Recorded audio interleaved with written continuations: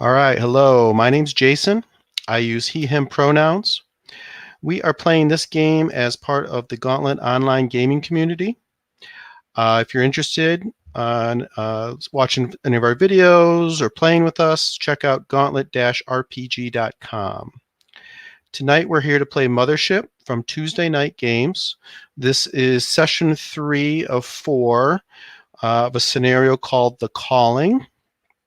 I'm going to go around the table, have you guys introduce yourselves with your pronouns, introduce your character with their pronouns, and tell us a little bit about your character's class, title, and their role on the team. And then tell us a little about the loved one that we talked about last session, who they are, why you care about them, and what captivates you about this person. And I think because Josh, your character is going to be in the spotlight right at the beginning, probably. Let's start with you on this. So tell us about yourself and your character. Yeah, of course. I am Josh. I use he, him pronouns. And I am playing in this game Kirill Grigari? Yeah. Yeah. I'm playing Kirill Grigorievich Baranovsky, who is the android commissar overlooking this mission, who also uses he, him pronouns. Kirill's loved one is Nikolai, a fellow android who went through the same political training as him, but was separated after school, and who he has not seen. But in his recent, I guess, spout of madness, he has been hallucinating Nikolai, and it has drawn him into the waters of this alien lake. So, yeah. Yep. All right. Let's scroll around to the leader of our group, Robbie. Okay, I'm Robbie. I use he, him pronouns. I am playing Vadim Snelkov, he, him pronouns. Vadim is a Marine. His title is Lieutenant. He is the one who has been put in charge of kind of leading this operation to the planet's surface. He is, I guess, one attribute of him is that he's a kind of rugged individual, but he does have definitely has a kind of mystical, spiritual side to him. His loved one is his girlfriend, Lata Ventok, who is also a Marine, but unfortunately for the two of them, they don't get to see each other all that much. But Vadim does have has had a vision of Lata, who gave him the warning not to go in the water, which may be one of the reasons why at the end of the last session, he, instead of going on the boat into the lake, opted to kind of split up the crew and have two of us stay on the shore while the other two went in the boat. Okay. Robert. Yep, I'm Robert. I also use he, him pronouns. I'm playing as Anatoly Snacks Stepanov. Nickname is Snacks because he is typically seen, eating something, snacking on something, always coming into meetings, snacking on something. He likes to eat, despite being kind of a younger, scrawny guy. The class I'm playing is Teamster. His title is Comrade Specialist. So he's good at piloting, mechanical stuff, kind of keeping stuff working. Can shoot a gun if he needs to, but mostly tries to, fly stuff and keep stuff working. The loved one that we introduced last time for Snacks was his childhood friend Fyodor, who he grew up with kind of on the streets. Fyodor was like, Fyodor was somebody who was like always on some hustle. Like he was always on his grind, trying to come up with any old odd job to get some money or just to get ahead. So Snacks was always kind of teaming up with him to, they were always on some kind of plan or some weird scheme together. And that's it. Okay. And finish us out, Brad. My name is Brad. I also use he, him pronouns. Tonight I'm playing Svetlana Dyatlov, comrade doctor and the scientist of the group. She is a decadent atheist. She is currently seeing visions of her older sister, Vienna, who is also a scientist and kind of led her on the path that she's on, while also expressing doubts that Svetlana was prepared for the voyage that we're currently on. Okay, great. Let's talk briefly about safety tools. Same as the last few sessions. The open doors available, the X card, and lines and veils. There's a hangout on our Roll20 if you want to put anything in, but right now we don't have anything on our lines and veils. Recap-wise, this game takes place in the UPP, the Union of Progressive Peoples. It's a Stalinist socialist republic in space in the late 22nd century. You guys are members of you are Alpha Squad, a recon team stationed on the frontier at a place called Zenoy Listening Post. You were sent out on a mission to the planet Vasyugin, a jungle planet. You were told that a supply ship was a week overdue that was supposed to have gone to Vasyugin, and that there had been no response when Zenoy tried to contact a base on Vasyugin called Lysenko Base. Vasyugin, we established, is a planet with strange orange, red, and yellow foliage. There is a red mist that hangs over the jungle that permeates down to the ground level. And from some intelligence that Svetlana received that there are toxic microorganisms in the water and the air, and that if you were to drink the water, you would get sick very quickly.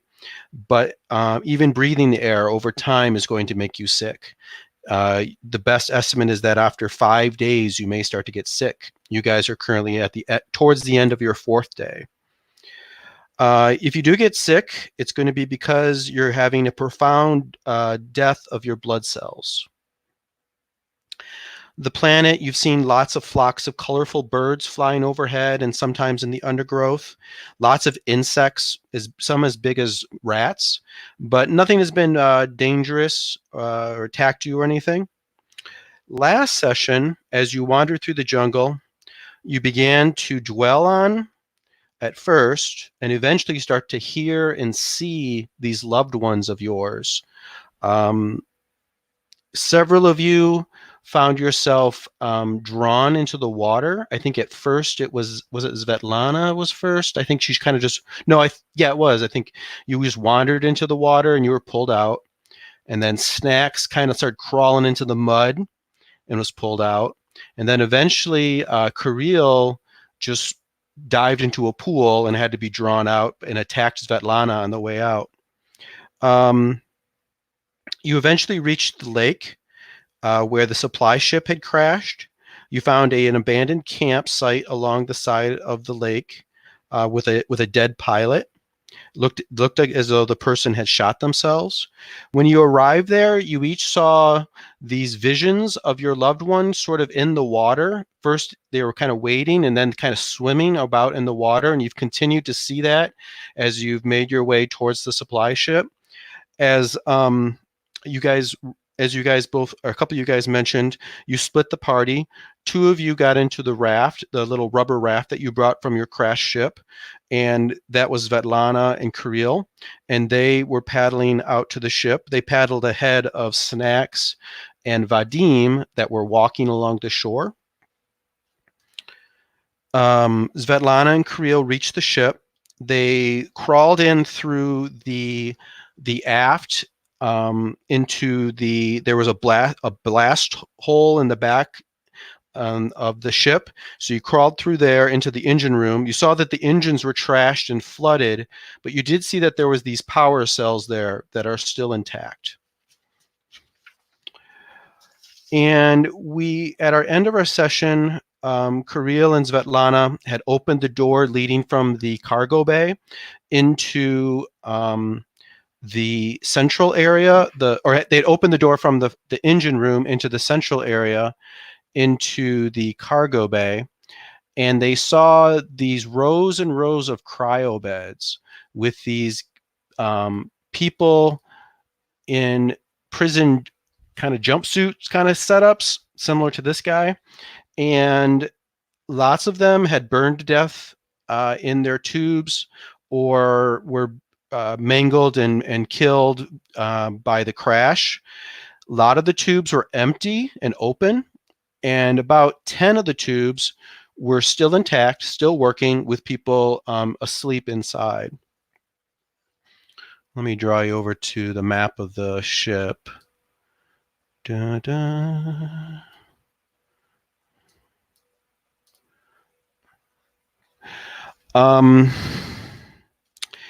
When you went in, there was this central area in the middle of the cargo bay where the floor had been ripped away in the crash, so it's open to the lake underneath the ship. And you, Svetlana, saw your sister, Vienna, sitting by the edge of this ripped out area, just sort of looking in, beckoning for you to come over and check it out. I think you described it as like, come over and look in this microscope kind of thing. And here's the supply ship, by the way. That's kind of what I imagine it looking like. And Kirill, you had seen, as you mentioned, you guys saw one of these people that one of these cryo beds opened up. The person kind of dropped out of it and kind of moved towards this hole in the bottom of the cargo bay and flung themselves into the water. And you saw, Kirill, that it was Nikolai that was the person that dropped into the water. And you each felt compelled to move towards the water, Kirill especially. And you had started kind of moving that way. So that's kind of where and the other two are kind of walking along the shore. And I have you about 300 meters away from the ship right now. That's Snacks and Vadim. Let me ask Vadim something I thought about after we stopped last week. You guys each have these cameras, these body cameras. Mm-hmm. And Vadim, you have a little HUD that drops down that you can observe what you can see, what other people what your other team members are seeing. Would you have that on? Would you be able to see what Svetlana and Kirill are seeing? Yeah, I mean, I think that when I see them go into the ship where I would lose contact with them, I think I would, it makes sense that I would kind of access that and at least periodically look in at what seems to be going on because we're still, my understanding is that they kind of got on and we were still walking up. But when I see that they kind of are on that ship and getting out of sight, I think I would do some monitoring. Okay. And the next question is, Kirill and Svetlana, would you have left your cameras on when you entered the ship, or would you have turned them off? I think Svetlana would have had hers on. Kirill's is off. Okay. So, Vadim, you definitely would have noticed that Kirill has turned his off, but you still would get to see what's going on through Svetlana's camera. You guys also have headsets inside your suits or armor that allows you to communicate with each other for, out to like a kilometer or so. Same question. Would you guys have left your headphones on, or would you have turned those off? Svetlana would be on. Okay. And I think Kirill's would also be off. Okay. So Kirill has gone dark. Then Yes. clearly, Vadim, you would notice that. Mhm. In fact, well, no, only you would notice that. Like you other three guys cannot see what the other people see. Only Vadim with this heads-up display that he has on his helmet. In terms of communication for future reference, I imagine in general you have an open channel that would communicate to all four of you as long as your headset's on. But you can click it and you can send a message just to one other person or two other people. It has that kind of sophistication. Okay. All right. Go And ahead. I think Vadim would tell. I mean, clearly is going to make note that Kirill has gone dark, but is going to kind of let Svetlana, say, keep communication open. If if there's any kind of developments there that I would need to know about, let me know, and that Snacks and I are continuing to work our way up the shoreline, and we should be up there in a few minutes. Okay. On the shore, right off from the ship. And Svetlana, you hear that, but you're in this sort of hallucinatory state. It's real foggy. You hear Vadim's voice, but it sounds like it's a million miles away. The words are getting through, but they're not clicking, because your mind is somewhere else. You, mechanically speaking, you guys made a couple sanity rolls. Well, first of all, one other thing. Vadim, because you see the wreckage and the sort of mutilation of these bodies through Svetlana's camera, you gain a point of stress. Okay. You got Svetlana and Kirill. I already gave that to you guys last time, but now that Vadim can see that, he gets that point of stress. So when you reach the lake, and then once the two of you boarded the ship, I had you make a sanity roll. And everybody has missed at least one of those rolls. So everybody on the team is distracted, which gives you disadvantage on any speed rolls until let you know otherwise.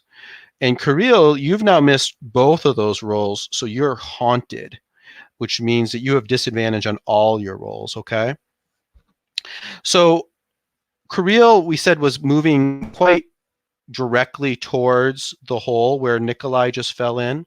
And I had retconned it a little bit to say, because Svetlana had only missed one of these rolls, you have an opportunity then, Svetlana, or even Vadim, though I guess you've lost communication with Kirill. So Svetlana, it's up to you. You see Kirill moving directly. You feel foggy and weird, but you can tell that he's even in a weirder state of mind. He's moving directly towards this hole. Is there anything you would do?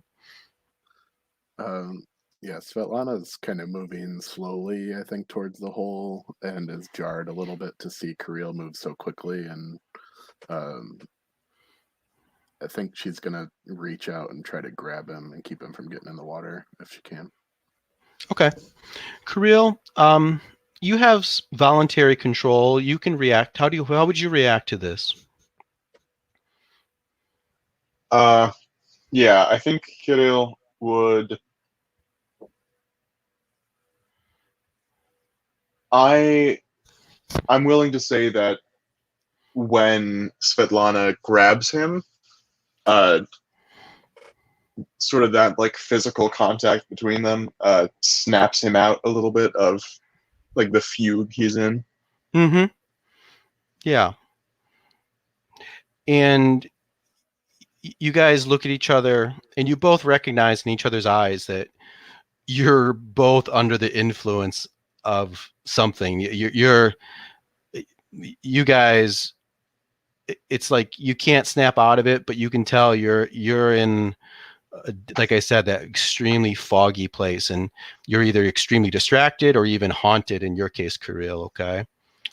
So you have this moment, and then you hear splashing, a rush of water, and I imagine, Kirill, you've kind of been pulled back, so you're not looking in that direction right now. But Svetlana, you definitely see something come up out of the water. That's probably not good news ever. And let me set that up for you guys. All right.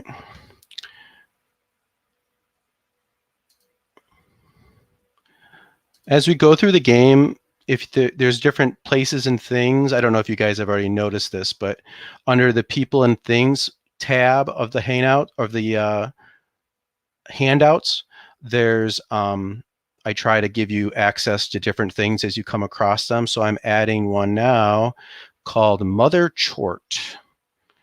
Chort is Slavic word for demon.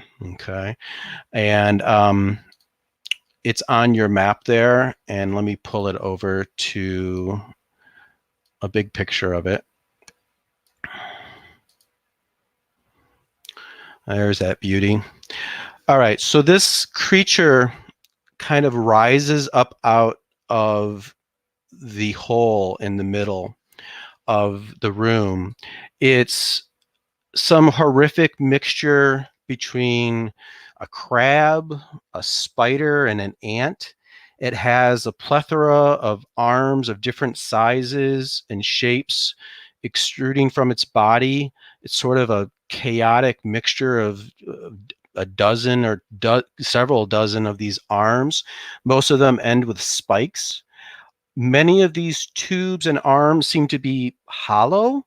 You can see that the chitinous substance of the arms is you can semi see through it, semi-transparent, I guess that would be, and you can see that the spikes at the end are hollow, like a tube, but it's not the word I want. What's the thing you use to drink? I'm locking up on the word. A straw, like a straw, yeah. This thing's huge. It's about its whole body. Maybe only about half of its body comes up out of the water, but it seems to be about 4 meters high and about 8 meters long. And it comes up out of the water, and it has Vadim. On your video, you see that on one of these tube-like arms of it, it has pierced that person that fell into the water. And so this person is kind of like stuck on this arm, and it has him sort of up in the air, and the person's convulsing, and you can see fluids going up through this tube into this creature from the body of this person. And so Vadim, to you, it's just random prisoner guy, but to Kirill, it's Nikolai, and to Svetlana, it's random prisoner guy, but you see Kirill, you see this person, Nikolai, despite convulsing, looks up to you with a straight face. And Svetlana, you see Vienna the image of Vienna look to you with a straight face, and they say to you, Vadim, you don't see any of this. You just see, the guy convulsing. But the two of you that are in there hear those, your loved ones say, "I hunger. Your juices smell delicious. I consume you and leave your husk to rot." And I would like you each to make a sanity check.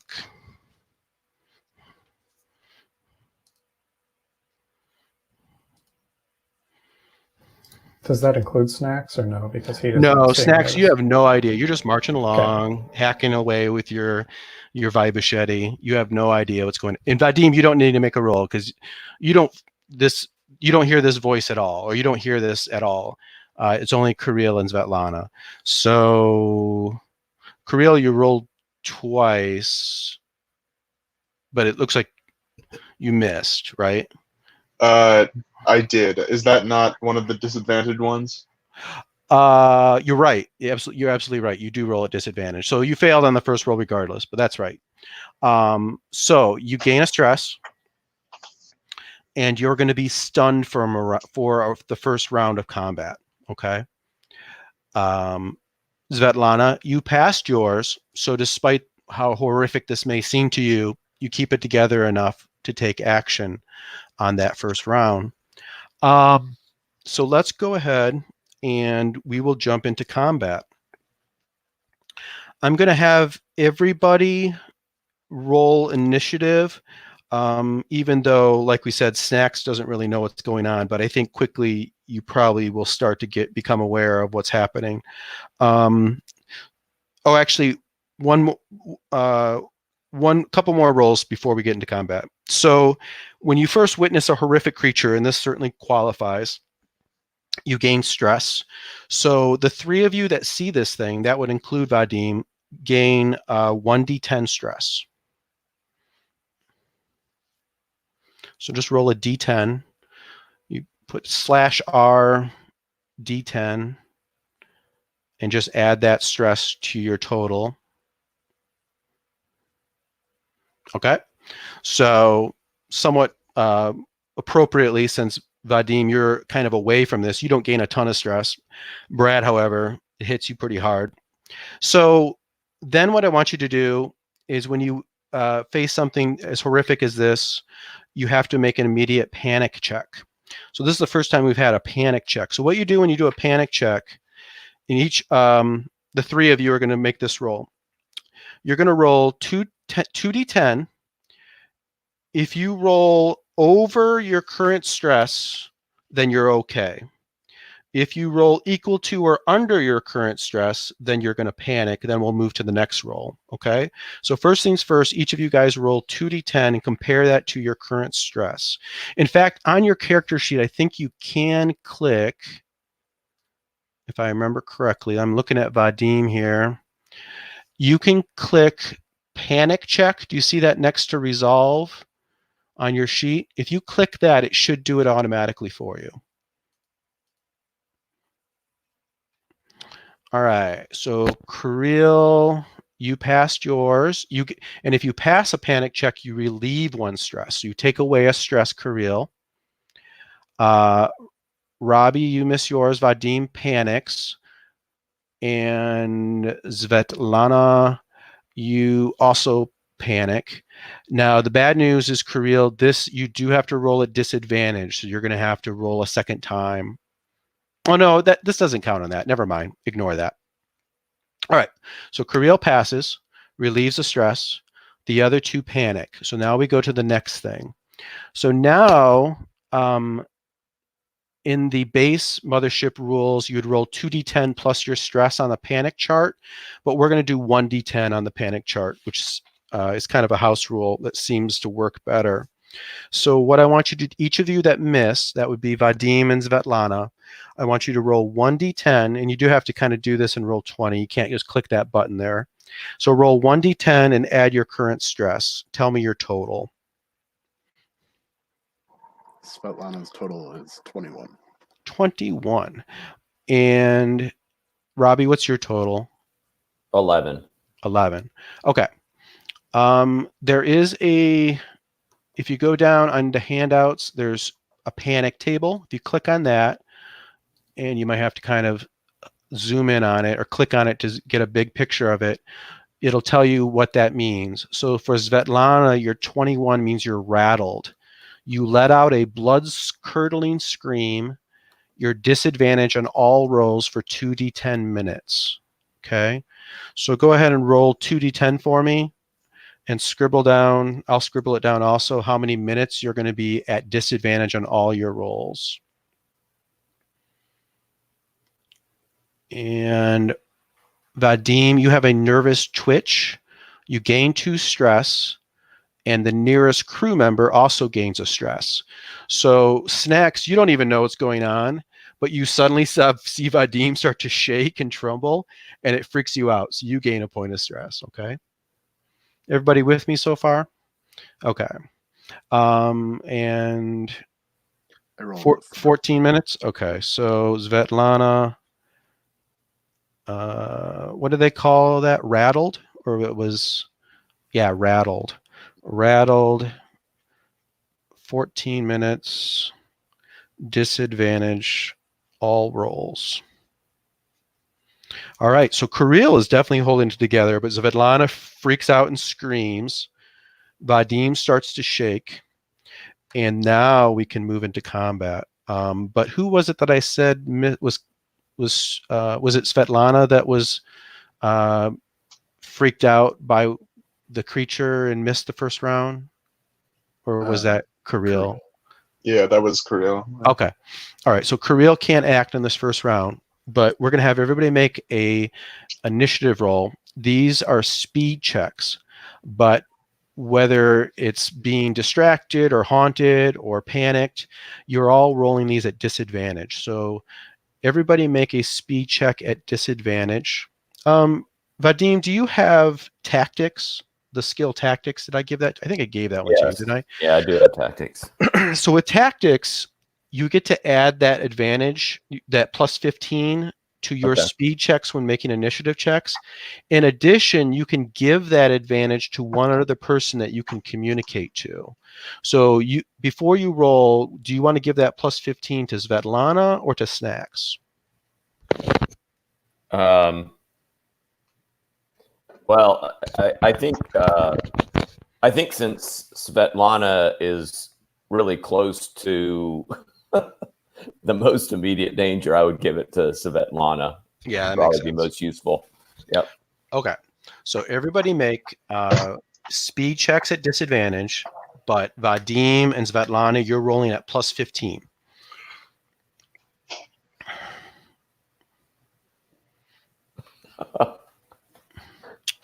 All right, so we've got Svetlana failed, Kirill failed,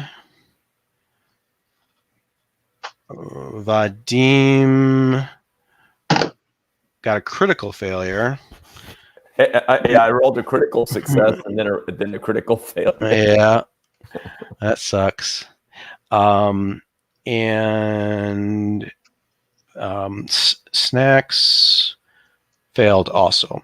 Okay, so critical failure, what that will mean here, usually when you have a turn, you get 2 actions, but on this first round, you're only going to get 1 action.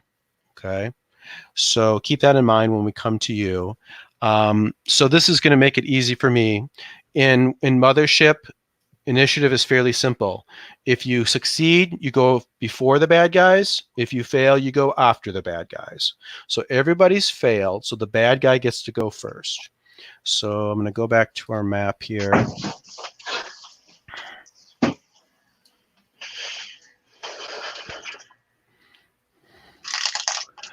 Okay, so this creature is about, let's see, my scale. This thing's about 20 meters or so away from you guys. So I am going to, hey Josh, can you go ahead and mute? I think whatever you're doing is coming across. Oh, sorry. No problem. So I'm going to, it's going to move up to you. It crawls out of the water. It scuttles over to you. And that's 1 action. It gets 2 actions also. So it's going to get 1 action to attack. So it's going to attack, I'm going to roll a d10. It's probably more likely Kirill because you're kind of in front, but I will say that if I get 1 through 7, it's going to be Kirill, and 8 through 10, it's going to be Svetlana. I got a 2, so it's going to attack Kirill. It's just going to try to slash at you with one of its nasty claws. So it's going to make a combat check.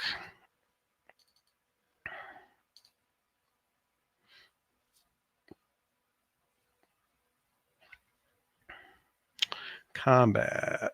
Here we go. This should work. It got a critical success. So you're going to take damage.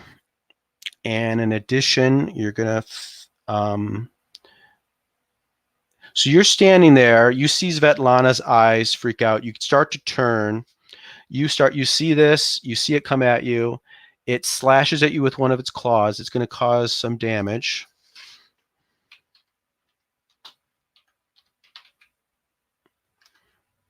It does 15 damage, but you do get to make a armor save to try to cut that in half. So go, Kirill, make a armor save.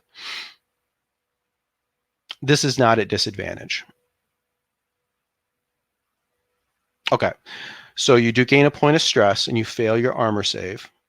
So you take that full 15 damage.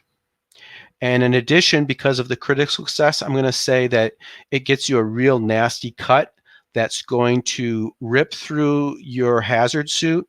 So the environmental bonuses, the environmental protection that your hazard suit would give you is now destroyed. Okay. Okay. All right. So that's the bad guy. All four of you guys can now go. Let me take care of, since it's fairly simple for Vadim and Snacks. Vadim, what do? You see this all happening through Svetlana's eyes.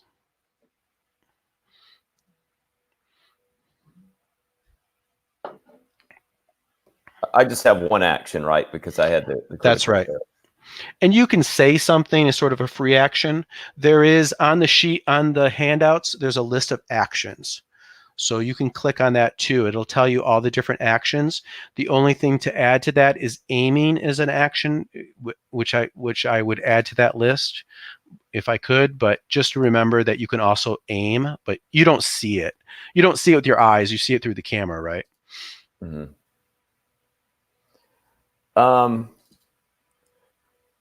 I'm assuming, Vadim has seen a lot, but I'm kind of assuming that what he's seen with this creature is a little beyond the pale of what he's dealt with.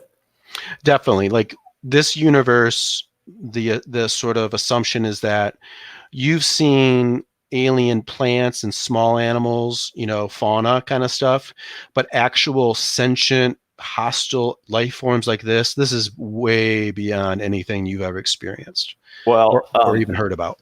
Yeah. So I think what Vadim is going to do is he's going to try to put himself into a mystical trance, seeking some guidance, because I think he's kind of thinking, oh, that this is not natural, this being.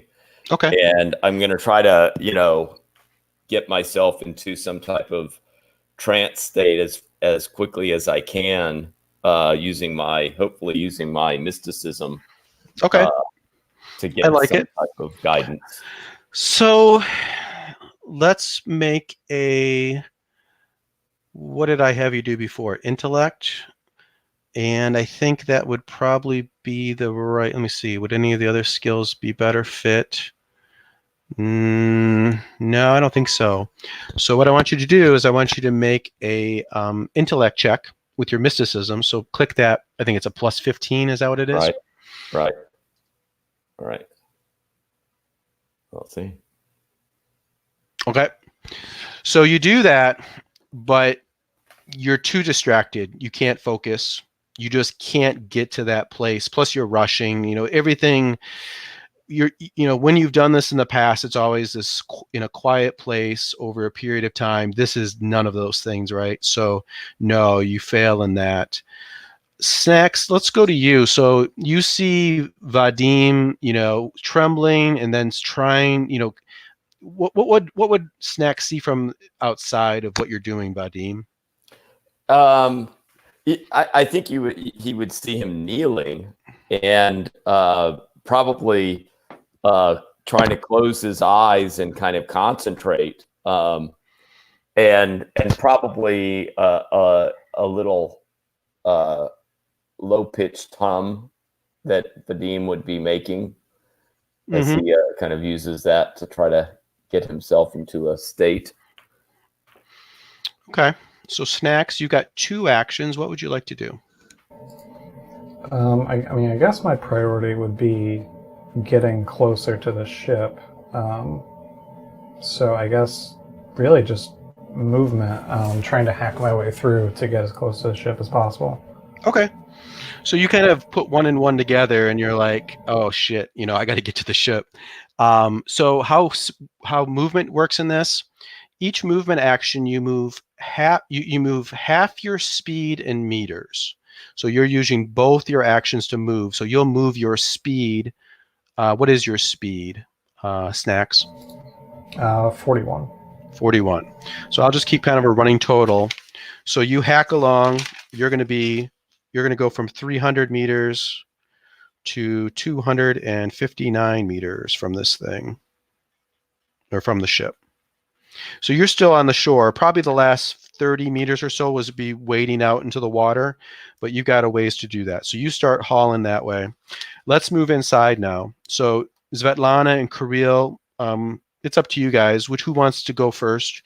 Or I guess Kirill, we know, was stunned, so you can't do anything this round. So it's up to you, Svetlana. You've got 2 actions. You've got this horrible creature before you. Kirill just took a horrible blow. What do you got? Svetlana is feeling a little undergunned. She's gonna take a stim pack. Okay. To grant health and increase strength in combat. Okay. And fire a shot off with the revolver that she has up. Okay. You have a the revolver's perfectly fine. I do remember you said you had your revolver in your hand, and Kirill had the flamethrower, I think. You do have a submachine, Svetlana. I think you do have a submachine gun, but you would have to kind of pull that up if you wanted to use that. So you want to just go ahead and use the revolver that's you kind of have in your hand right now? Yeah, just for this round. Okay. So let's take care of the stim pack. So read that off for me, and I remember there's a series of rolls we make here. Immediate 2d10 health. Okay. Temporarily increases strength and combat by 2d10 each. Okay. 1d10 hours. Okay. So let's go ahead and roll 2d10. And what we're going to do is we're going to use that 2d10 for all of the stats, okay? So this will be the extra hit points. This will be the extra everything. 11. So make a note that you have 11. It's sort of like in D&D terms, it would be like temporary hit points. You have 11 temporary hit points. So any damage you'll take will go from those temporary hit points first. And you get 11 extra strength and combat and then roll a d10 for how many hours? For 1 hour. Okay. Is there anything on my sheet to change for the strength? I think you actually can do that. If you go to your sheet, Svetlana, under mod, I think you can put those 11s in there, and it should, yep. And after an hour, just set it back to 0. Okay. Hit points, I'm not sure how you would do it. I can track those. Okay. Are you really that damaged? Or is that oh, I see what happens. The other thing, it's sort of like you get double hit points when you do this for an hour because your hit points are decided by your strength. So that extra 11 strength gives you 22 extra hit points too. So yeah, my max was 80, I think. Yeah. It's whenever it automatically changed your hit points because your strength increases because of this stim pack. So I imagine it's just this, it's like a injector. So you just pull it out of your bag, bam, slam it in your leg, feel this burst of, superpowers, and go ahead. You're going to shoot your revolver. Mm. So this is, I'm sure it's short range. So you're going to roll a combat check. You can use your military training, so you definitely get a +10. Do you have any other shooting skills that might apply here?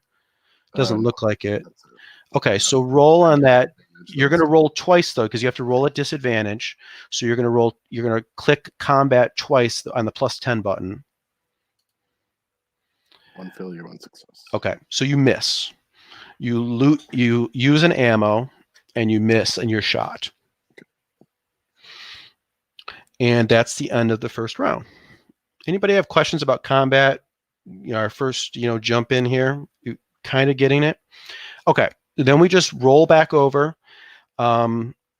again, Mothership suggests redoing initiative each round, but we're not going to do that for just to save time. We're just going to keep our initiative that we've established. So the monster gets to go. So it's right up on you now. So it's going to get 2 attacks. It's going to do 1 attack against one of you guys and the other against the other. And now that it's right up on you, I'm going to just have it 50-50. So 1 to 5, it's going to do its first attack against Kirill. Oops.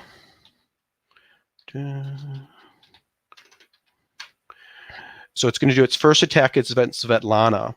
So it slashes at you with one of its claws. And it misses. And then it's going to do a special attack against Kirill. Kirill, I'm going to put your fate in your hands to see what it's got. Several different special attacks it might do. I want you to roll a 10-sided die for me. All right. Okay. Probably rolling high is better on this, so that's probably good for you. So it, from some orifice on its body, it shoots these sticky webs out at you. And you need to make a body save. Again, rolling at disadvantage. You succeed. Oof. Great. So it hits you a little bit, and this stuff is sticky and nasty, but you dodge enough of it or break away from it that it doesn't stick you. So you're good. All right, that's the bad guy. Let's take care of Vadim and Snacks again. What do you guys want to do?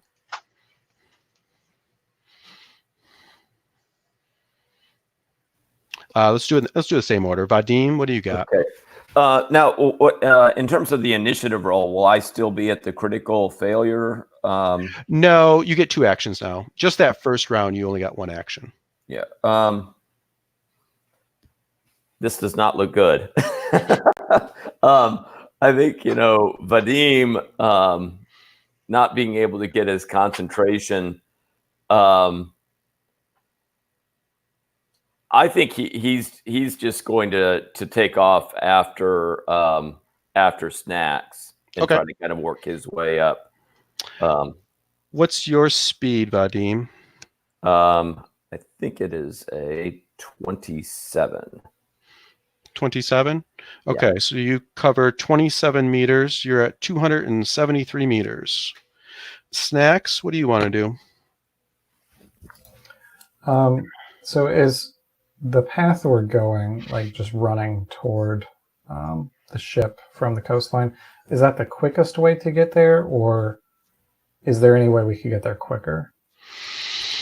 Like, I'm wondering if we went through the water, would that be quicker at all? Yeah. I'll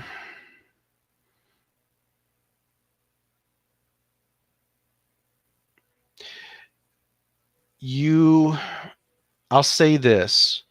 I'll say that it'll only be half the distance if you go directly in a straight line through the water, but every move you're going to have to make a strength check or you won't be able to move. You'll be bogged down in mud or slow down. And, that's your devil's bargain. What do you want to do? Yeah, okay. My strength is not that good, so I'll just keep doing Chugging my double move. Yeah. Okay. And yours was 41 speed, is that right? Yep. Okay. So you're at 218 meters. Okay. And now let's go to Svetlana, and then we'll finish. Or you guys can go in any order you want. If for whatever reason you want to flip it around, just say so.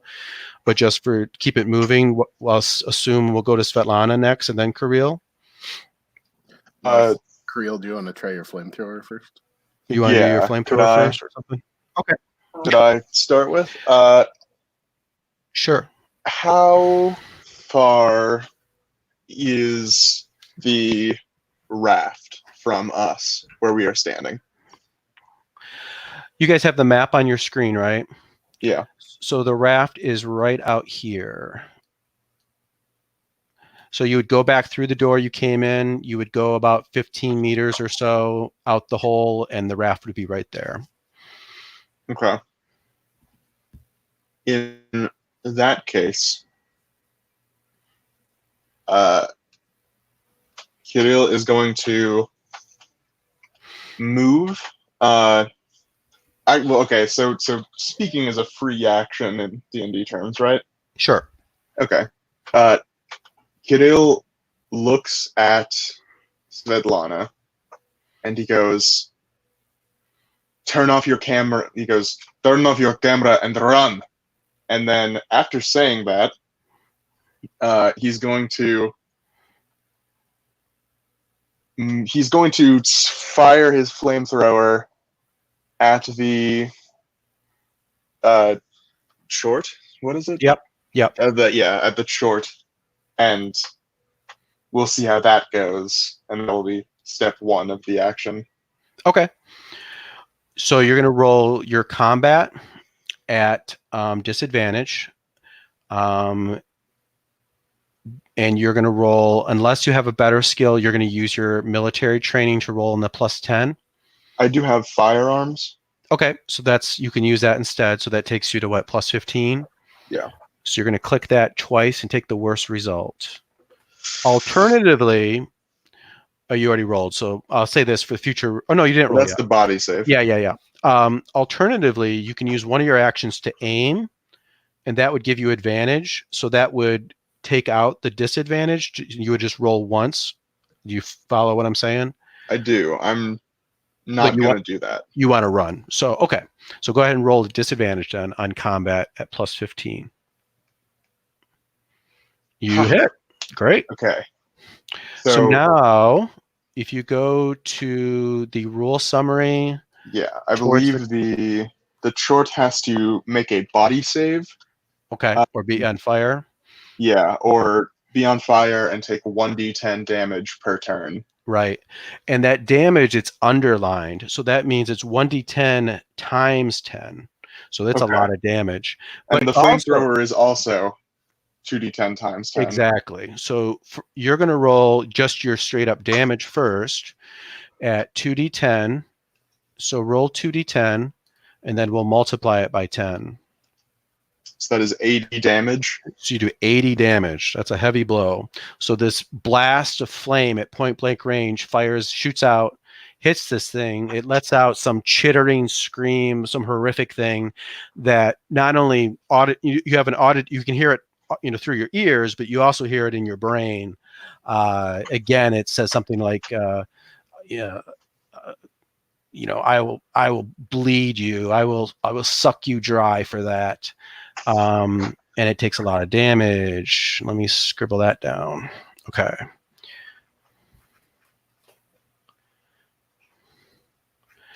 And then, like you said, it has to make a body save or it catches on fire.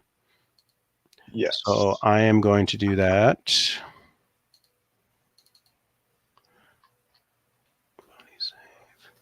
So all my saves, it'll say sanity, but for monsters, they all use the same number for their saves. So this will apply.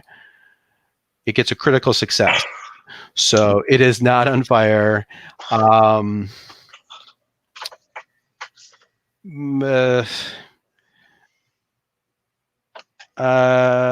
Can't really. It's not on fire.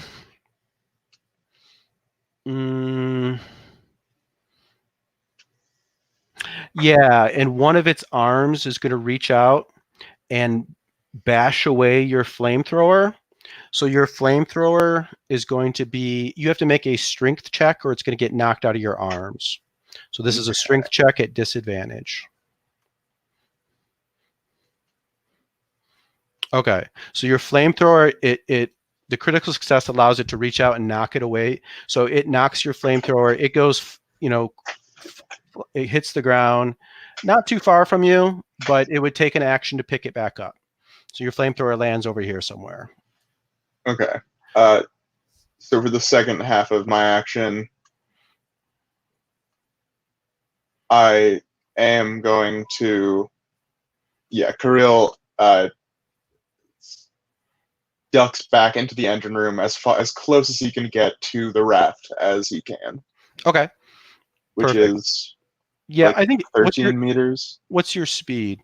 My speed is uh where is my character sheet? It is 28. Okay, so that's just perfect then. You should be able to get just right where you are. You're just about to that hole in the hull there. Great. Okay, Svetlana, it's your turn. Svetlana, I think, is going to pick up the flamethrower after seeing the kind of damage that did first, if she's Sure. possible to do that. And then she's going to follow Creel. Okay, and what's your speed? 37. Okay, so you definitely can get there. If you want to push it, you can get through that jagged hole in the hull and get into the raft. You might have to make a check, or you can get right up to the hole and do it carefully next round.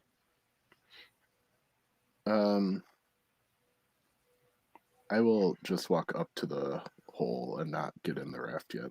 Okay, perfect. All right, that's the end of that round. We go to the next round. The monster will go first.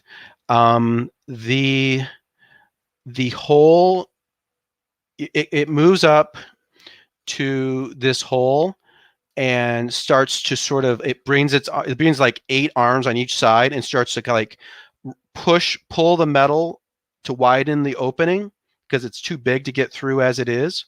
But in a short period of time, it's going to get through there. But it's going to spend its turn just to kind of try to expand this hole in the metal. And then we'll go to you guys again.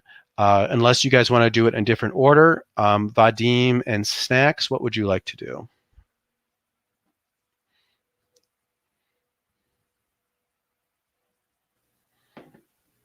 I think Vadim is going to just keep on trucking up. Okay.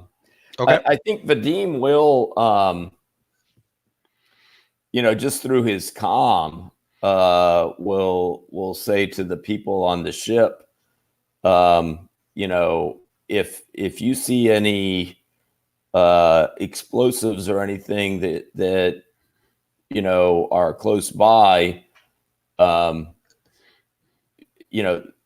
don't worry about saving the ship. The important thing is to send that thing back to the hell it came from.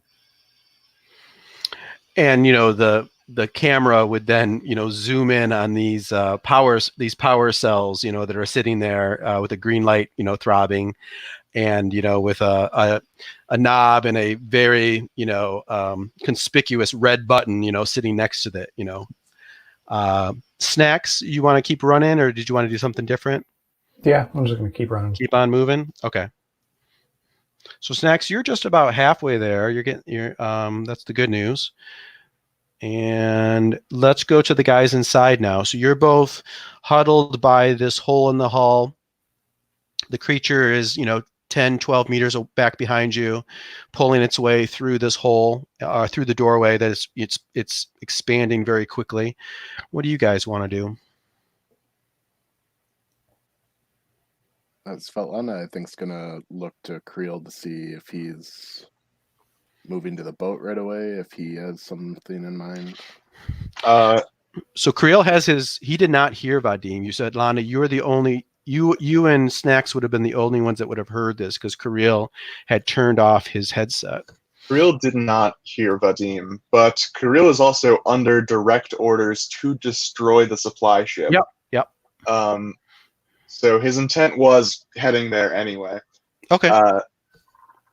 And I think that he's probably going to take the frag grenade off of his belt that he was given, because he does not know how to self-destruct a spaceship engine. That is probably not included in commissar training. No. But he thinks it's a safe bet that a grenade will do it. So he's going to take the grenade off his belt, and he is going to pull the pin and drop it, and then get in the boat, I think is the plan. And we will say then,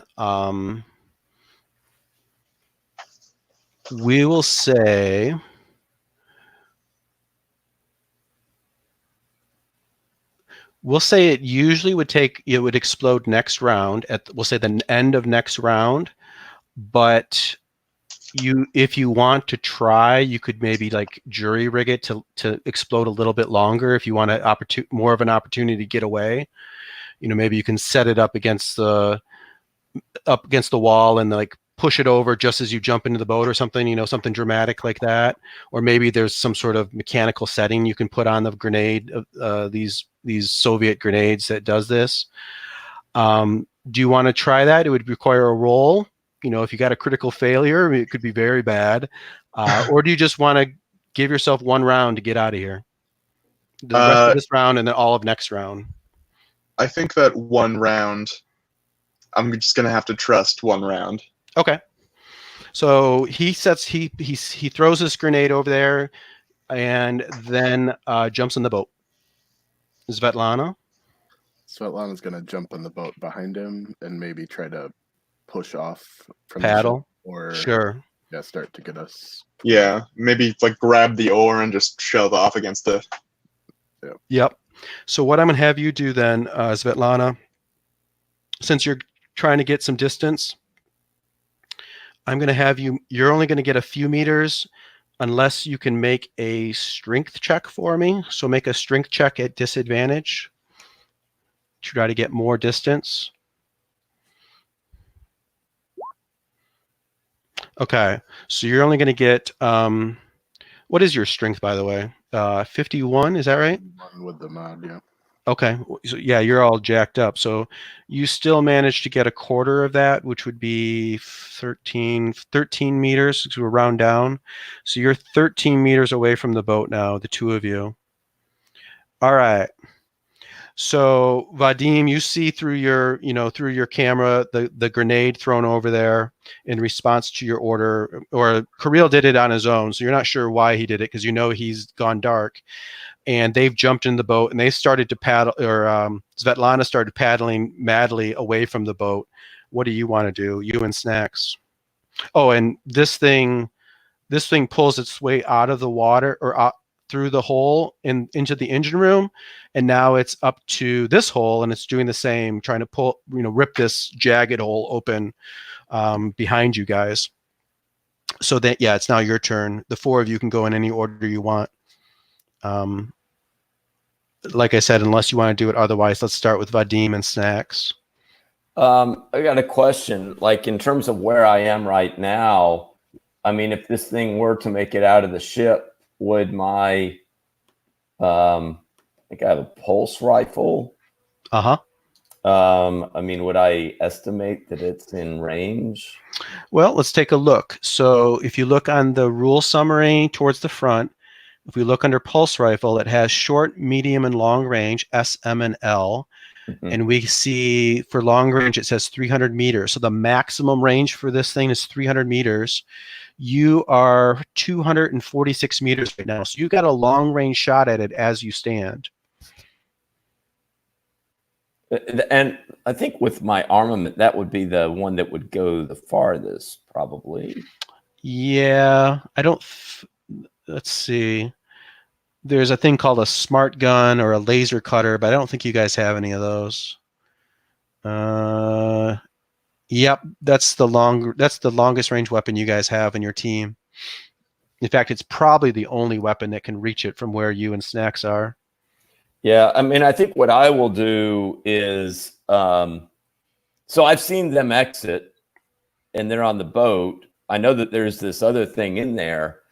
I think what I'm just going to take the pulse rifle, and I'm not going to shoot it, but I'm going to be taking careful aim at that opening that they came through, and I'm going to have this really stable position, right? Stationary, taking careful aim. Okay. That sounds good. If that thing makes it into the opening, then I would be, in a position to try to shoot it. Okay. That sounds perfect. So you can carry forward that aim modifier to a future shot. So that sets you up. Snacks, what do you want to do? I think if it makes any sense positionally, like trying to move up at least so much that I could cover their escape. And maybe that's just another double move toward the ship. But I'm thinking, trying to get up as close to the little boat as possible. Yeah. So that I could, provide some kind of cover fire if the chort came after them. What's your primary weapon? I have a combat shotgun. I also have a rigging gun that I can use, which is 100 meters. Okay. So, yeah, you probably are going to just need to move again because you're at 177. If you move 41 more, you're at 136, which is getting close. Yeah, so I'll just do that then. And you probably I think. Go ahead. I was going to say you probably have a. I'm sorry. You probably have a revolver also, which is a little bit longer. Oh yeah. Do I? I don't know if I do. Maybe you don't. Yeah. So I'll just get the rigging gun ready, and have a harpoon ready to go if I need to. Okay. So you run along and you pull out your rigging gun as you run along. Svetlana and Kirill, you're in the boat. Svetlana has started to paddle.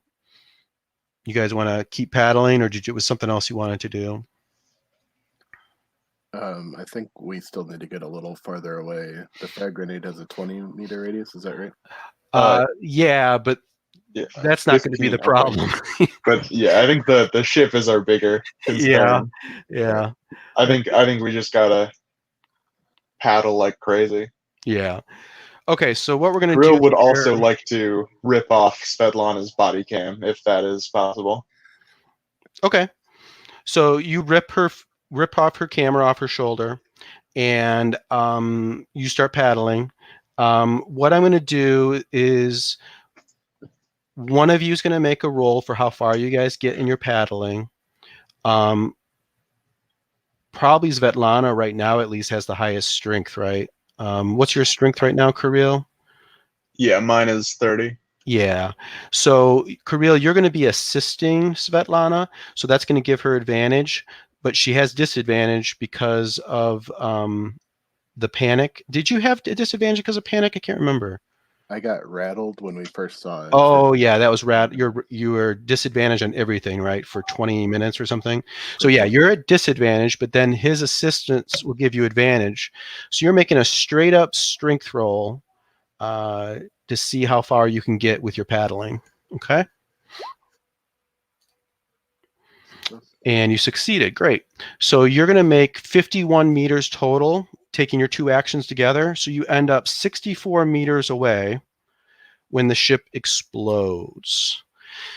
So let's think. I don't really have this written down. There's nothing in the rules that tells us the effect of an exploding supply ship at a 64-meter range, much less 136 or 246 for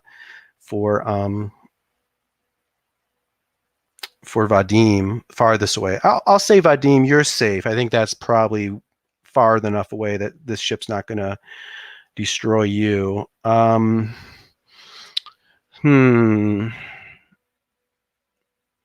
Let me look at the rules, see if there's on the like you said, the grenade has a range, explosion range of, was it 20 meters or 15? I think I saw it was 20. Yeah. It actually does. I remember it says different on the sheet. It says 15, but I think in the rule book it says different. But either way, it gives us a little bit of a hint. It says frag grenade deals damage to all within 15-meter radius. Yeah. So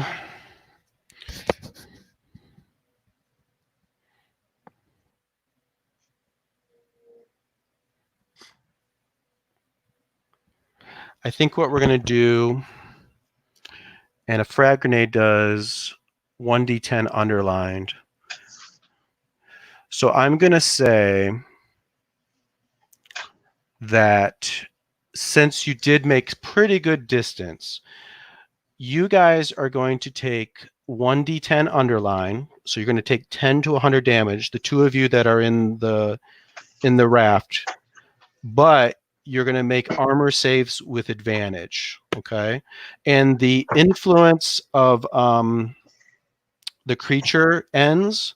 So if you were rolling at disadvantage because of it, then you don't have that effect anymore. But Svetlana, you're still rattled, so you still have that disadvantage on this armor roll. So Svetlana, you're going to make an armor roll straight up, one roll. And Kirill, I think I you didn't was have. haunted. Yeah, but that fades away because the creature Okay. just died. That So was in that case, I do not believe I have anything. okay. So you're going to make an armor roll at advantage, and Snacks. I'm just going to have you. You're just going to take 2d10 damage, and you'll make an armor save straight up. Okay. So let's take care of the armor saves first. So the three of you, Vadim, you're clear, you're okay, but the other three guys make those armor saves. So let's see. Svetlana succeeded, so you're going to take half damage. Kirill, you're going to take the better of those two, so you missed an armor save. You're going to take full damage. You gain a point of stress from failing the armor save. And Snacks, you succeed, so you're going to take half damage. So let me do Snacks first. You're going to take 2d10 halved. So you take 4 damage, Snacks. It's 1d10. Or I did say 2d10, didn't I? I think I did. That's for Snacks. He's sorry, farther yeah. away. You guys are taking 1d10, but it's going to be multiplied by 10. So this number, we'll multiply it by 10, and then Svetlana, you take half of that, and Kirill, you're going to take the full damage here, okay? So that's 40. So, either 40 or 20. Okay. I think I have to make a panic check. Good. I was just going to ask if that was true. That's at least half of your total health? It is more than half, yeah. Okay, exactly. So you make a panic check. So you roll 2d10. If you roll over, or you make that panic check, good. You rolled over your stress, so you're okay. And you relieve a point of stress. So what happens then, these guys paddle away madly. Vadim's standing there, aiming at this creature in case it comes out. Snacks is, working his way through the underbrush as best as possible. The ship, there's an explosion, there's a smallish explosion, and then a real big explosion. The entire ship explodes into pieces. Shrapnel flies up in the air in all directions. You guys are mostly lucky not to get completely destroyed by shrapnel or just the explosion itself. The raft is pushed along. It's probably capsizes. I'll say that for dramatic effect. It capsizes. You guys grab hold to the side of it. It's not that deep here. It's probably like shoulder deep anyways where you're at. And the creature, is incinerated. And that's the end of the fight. All of that fog you guys are feeling, seeing your loved ones in the water, or the visions, and just that feeling of just being in just a psychological fog, all fades away. It's like a sunny day. The sun finally came out on a cloudy day, and you guys feel like yourselves. I think that's a good time. Let's take a 5-minute break, just kind of chill, and let me think if I forgot anything. So what my clock says 9:12. Let's come back at let's say 9:20. Take a minute, do what you got to do, and I'll see you guys in a couple minutes. All right.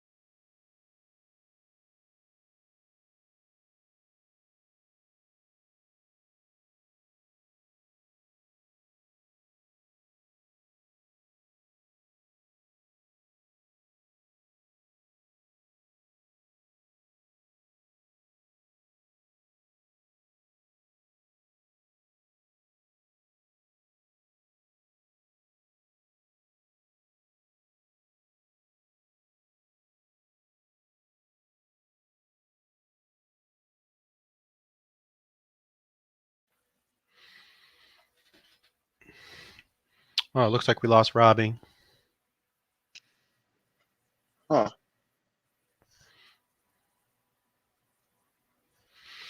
He's off roll 20 too. It's odd. Yeah. Well, I imagine he'll be back in a minute. Let's pick up. So you all, this fog fading away, this creature being killed. You all feel a sense of relief. So you all lose 1d5 stress. So roll 1d5 and remove that from your current stress.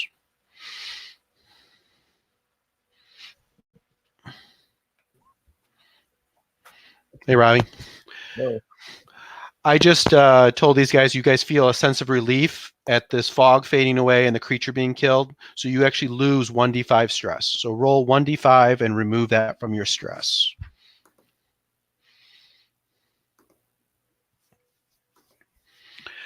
And I had delayed you guys leveling up last session at the end because I wanted to see what happened in all of this. So you guys can all go ahead and level up now. So if you go to your character sheet, change your level to 2, I think we're up to now. And there's a handout called Level Up. Check that out. It's a 3-step process, you may recall. First step is either increase one of your stats by 5 and the other one by 3, or increase 2 of your saves by 4 points each. The second step is you can either gain a point of resolve, which makes you more resistant to panic, or you can remove a phobia or addiction. Nobody has that. Or you can heal all your stress. And then the third step is that you've earned 2 new skill points, and you can spend those as you please. What was the first step again? If you do see the handout on the handouts, Robbie, called Level Up. Okay, wait,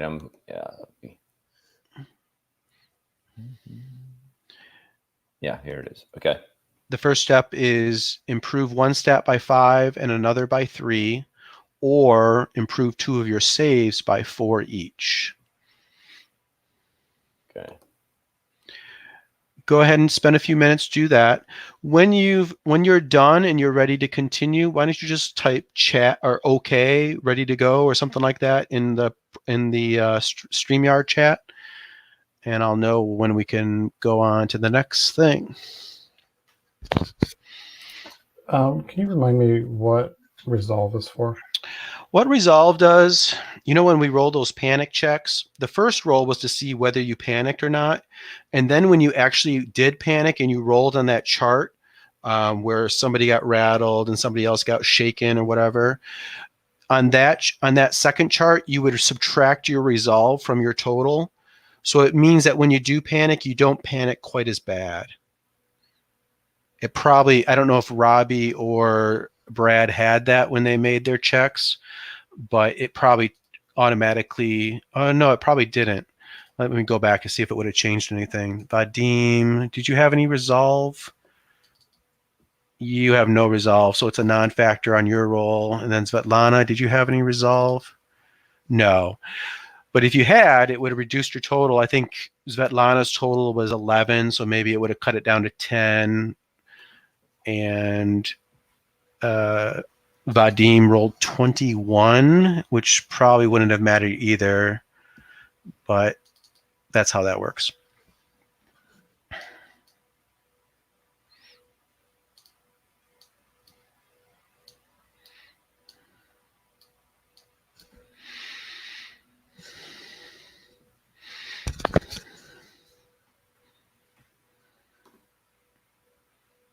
Should I adjust my mods yet from the stim pack? Or are we... Yeah, why don't you knock that off? Nothing else is going to happen in the next hour.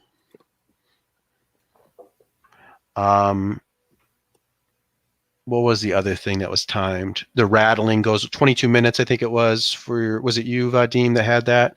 Or no, it was Svetlana that was rattled, and then Vadim was something or other for how long? Couple hours. All that fades away. Okay.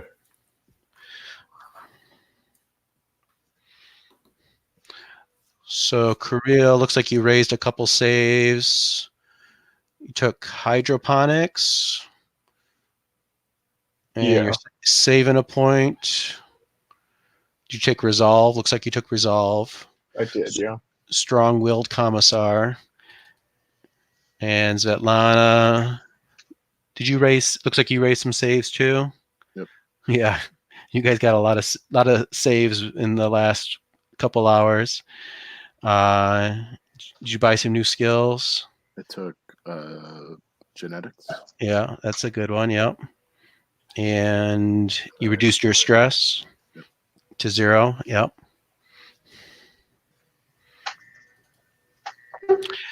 And I assume you give Kirill his flamethrower back. Yep. And I would be expecting maybe my camera in return, but Sure. So Kirill is a, trained from replication political officer. I probably know how to wipe the hard drive on a body cam. Yeah, it would take. Yeah, I guess I could see it. Maybe there's just like a little memory card you can slip out. Or do you guys think it would take a more sophisticated sort of electronics, thing to do it? I mean, if Kirill doesn't know how to do it right off the bat, like I bet he might know somebody who just took the hacking skill and has jury rigging. Sure. I have computers. Computers, sure. On the other hand, it might not actually record the data on the camera. It might record it on the HUD that Vadim has. I kind of like that. What do you guys think? Sure. Yeah, since on the controls, the control center. Yeah, I mean, the cameras just send the signal to the HUD, and the HUD, is the actual spot that records and controls the information. So unless you guys have a better argument, I'm going to go with that. Okay, fair enough. In that case, Kirill gives the camera back. Okay.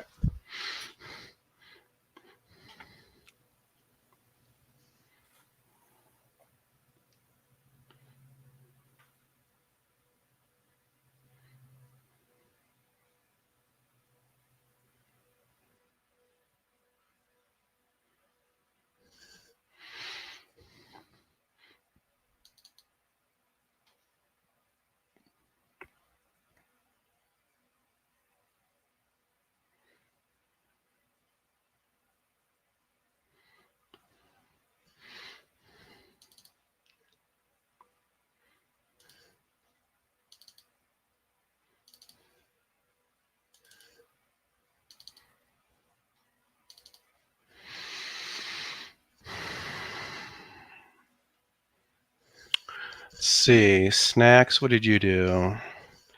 You got...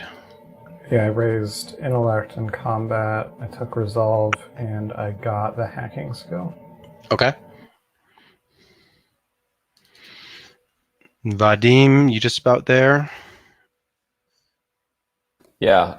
No, I've done my leveling up. Okay. I took it kind of made sense given what we just encountered to take I got a little rim wise with that monster,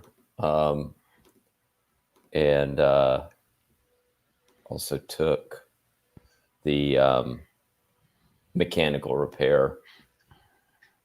Okay. Did you raise stats or saves? Looks like stats. Yes. Okay. Yeah. And you reduced your stress to 0? Yeah. Okay. So there you guys are. These guys pull themselves up out of the water. You're back. The 4 of you are back together. You're towards the end of your day. You probably have another half an hour to an hour of energy left in you before it's camping time. First of all, is there any conversation or fallout from the events of the, what happened here at the supply ship? I think Svetlana sees that Kirill is hurting and is going to offer Automed or a pain pill or anything if he wants it. You very much, yes, please. Okay. Um, Let's see. So I have Go 12 ahead. pain pills. could I? So Kirill would probably want like a stim pack because he's very badly hurt right now. Probably in the boat on the way back, because he had a stim pack on him. He probably would have injected that after the explosion. So a stim pack isn't really healing. It just sort of like it's like a boost of amphetamines and steroids. Does the health The health maintain, fades or is the away. health? Yeah, the bonus health fades away after the D10 hours. Okay, I assumed that the health was a permanent addition. In that case, just an auto med probably. Okay. And I think what an automed does is, at the end of the day when you rest, Yeah. it makes it more likely that you're going to rest successfully. So yeah, you certainly probably when it gets to resting time, you probably want to take one of those. The only thing that in this game that actually heals hit points straight up, like a health potion kind of deal, is the pain pill, right? Am I right on Yeah. that? Does anybody have anything else? But I think that's pretty much it. So the pain pill is what you'd want to take right now. Now, the thing is, you can take more than one pill. You risk addiction, but you can take more than one pill at a time. Each pill heals, Brad, is it D10 and then reduces your stress by 1? Correct. So how many pills do you want to take? I have 12 if you want a handful full.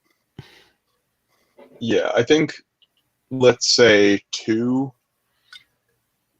Okay. So go ahead and roll 2d10 for the healing. Take away 2 stress. I don't know if you have any right now, but I'm going to take both of those for my supply, so you keep the one that...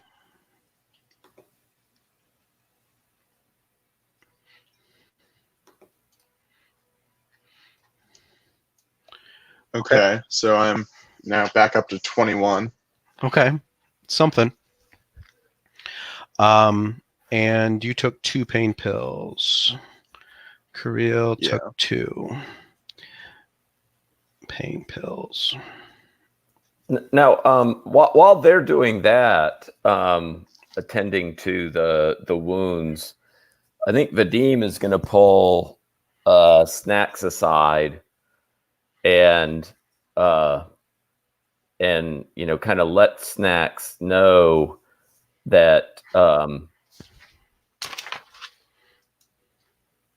that Kirill went silent during that operation when he got on the ship. Now, I don't know also if would Vadim have seen Kirill pulling the body cam off of Svetlana when they were on the boat? I'm going to say no. Everything was happening so crazy, and then that quick action, probably you wouldn't have caught that, no. Right. But I definitely know that right, Kirill's body cam and comm had been kind of turned off. Yep. Which is not protocol, right? I mean that and I'll let Snacks know that that's not protocol, and it in my veteran opinion, that was not due to a technological glitch. That was a human, or in this case, a replicant decision. And I'll say I'm not exactly surprised, but I think we need to obviously try to make our way to Lysenko. That seems like our best bet, but we need to be sure that we keep a steady eye on Kirill. Well, I mean, do you think he needed to blow up the whole damn ship? Well, I did. Svetlana kept her cam on, and there was. I'm not entirely upset that the ship got blown up. I mean, they encountered something that I saw on that ship that I've never seen before. But I mean, that aside, I don't. I'm not putting much trust in Kirill at this point. Yeah, we'll have to keep an eye on him.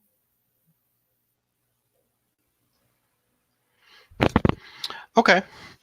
So you guys continue to march along for another hour or so along this lake, and you get to a campsite. We're going to have your opportunity to rest again. And in addition, we'll have another fireside chat. I think Svetlana, is our last one. Do I have that right, or did you go already, Brad? I can't remember. I think Svetlana is our one last person that hasn't brought up something around the fire. So, Brad, think about that, about what Svetlana is going to bring up. Let's go ahead and do some resting. I think several of you taking quite a bit of damage. I think all of your stresses are in pretty good shape.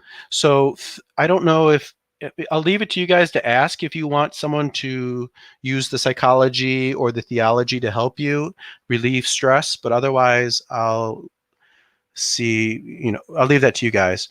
But I'm sure that someone wants Svetlana to use her first aid to help them. So Svetlana, who do you want to give special care to, hoping that they'll be able to heal better overnight?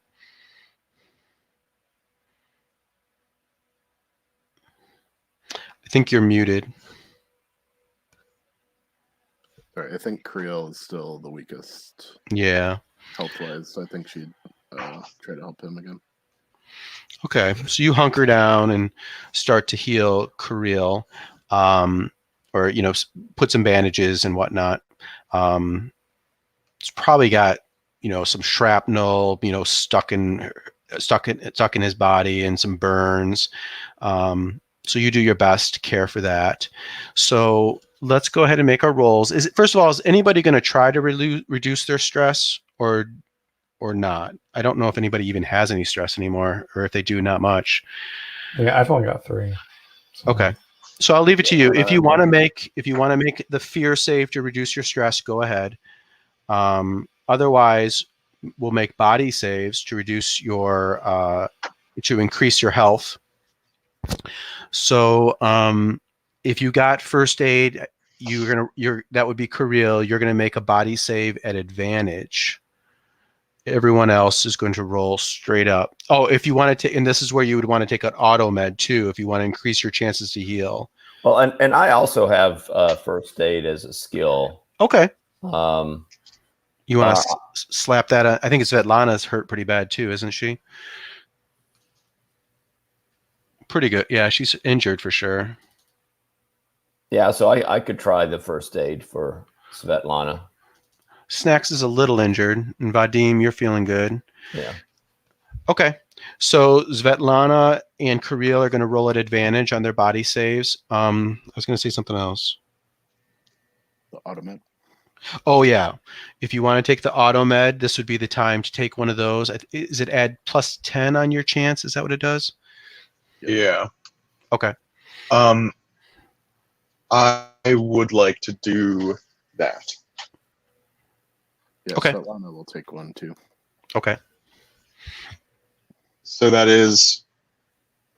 So because I'm getting first aid, I am rolling with advantage? That's right. Okay. So you're rolling at advantage at a plus 10.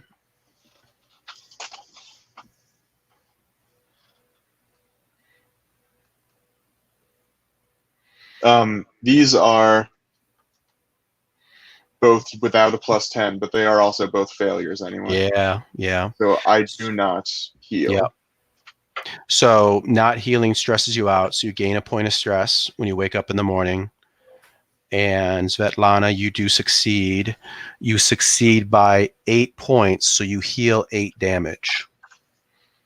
And Snacks, did you want to see if you healed any overnight, or do you just want to go with what you got? Okay. Yeah. So you made it by 25, so that should take you up to full health, right? Yep. Okay.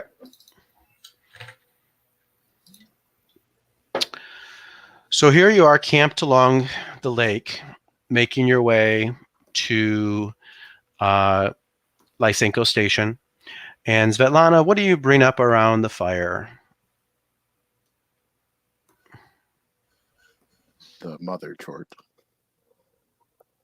I think Svetlana is thinking through what we just saw.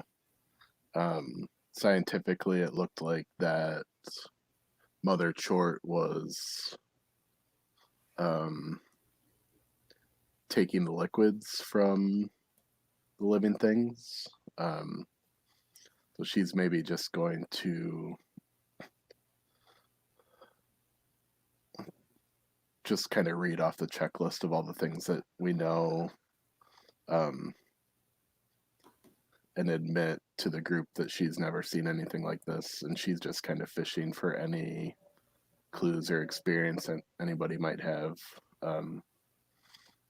And just in case it wasn't clear, especially for Snacks, I think she's maybe going to just describe the creature, the plethora of arms that it had with spikes on the end, that they were hollow like straws to suss out all of the fluids. And she is really confused about the web slinging thing, which she'll mention, but maybe not dwell too far on. Yeah, and if Vadim wants to, he probably can like pull his HUD down off his helmet, and it probably has like a little screen that you can kind of pull out, and you probably can, call out the images that you recorded of this creature if you want to, show that around the fire. Yeah, I think I don't need the full action, but probably some still images just to kind of give a sense of what it looked like. And Svetlana, when you see that this creature, it actually, you remember back when you were talking to the head scientist, or I forget, the chief scientist, whatever his name was, Komarov. He was looking at under a microscope at like a spidery thing that was from this planet. It looks like that. That was like a miniature version of this mother chort. Same sort of body shape, the same, extremely large head. It's very familiar. They're definitely related in some way. Yeah, so Svetlana's going to connect those dots and mention, just kind of remind the group that the animal or creature that Komarov was studying relied a lot on sound. So we may want to be as quiet as possible while avoiding the water. And she is, again, maybe just asking the group whether there's any chance of it or not, if they have any other ideas or thoughts. It seemed susceptible to the flamethrower, for whatever that was worth. If we get close enough again, hopefully we don't.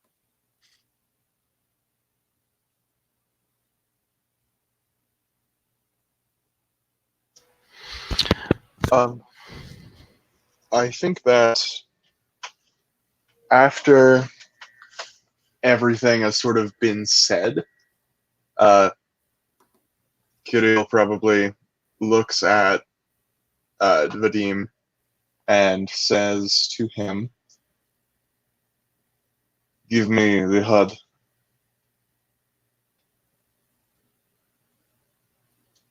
Why do you need the HUD? You are not my commanding officer. I am sorry, Vadim. I respect you and I want to help you achieve your own goals in this unit, but I do not report to you. I need you to give me the HUD.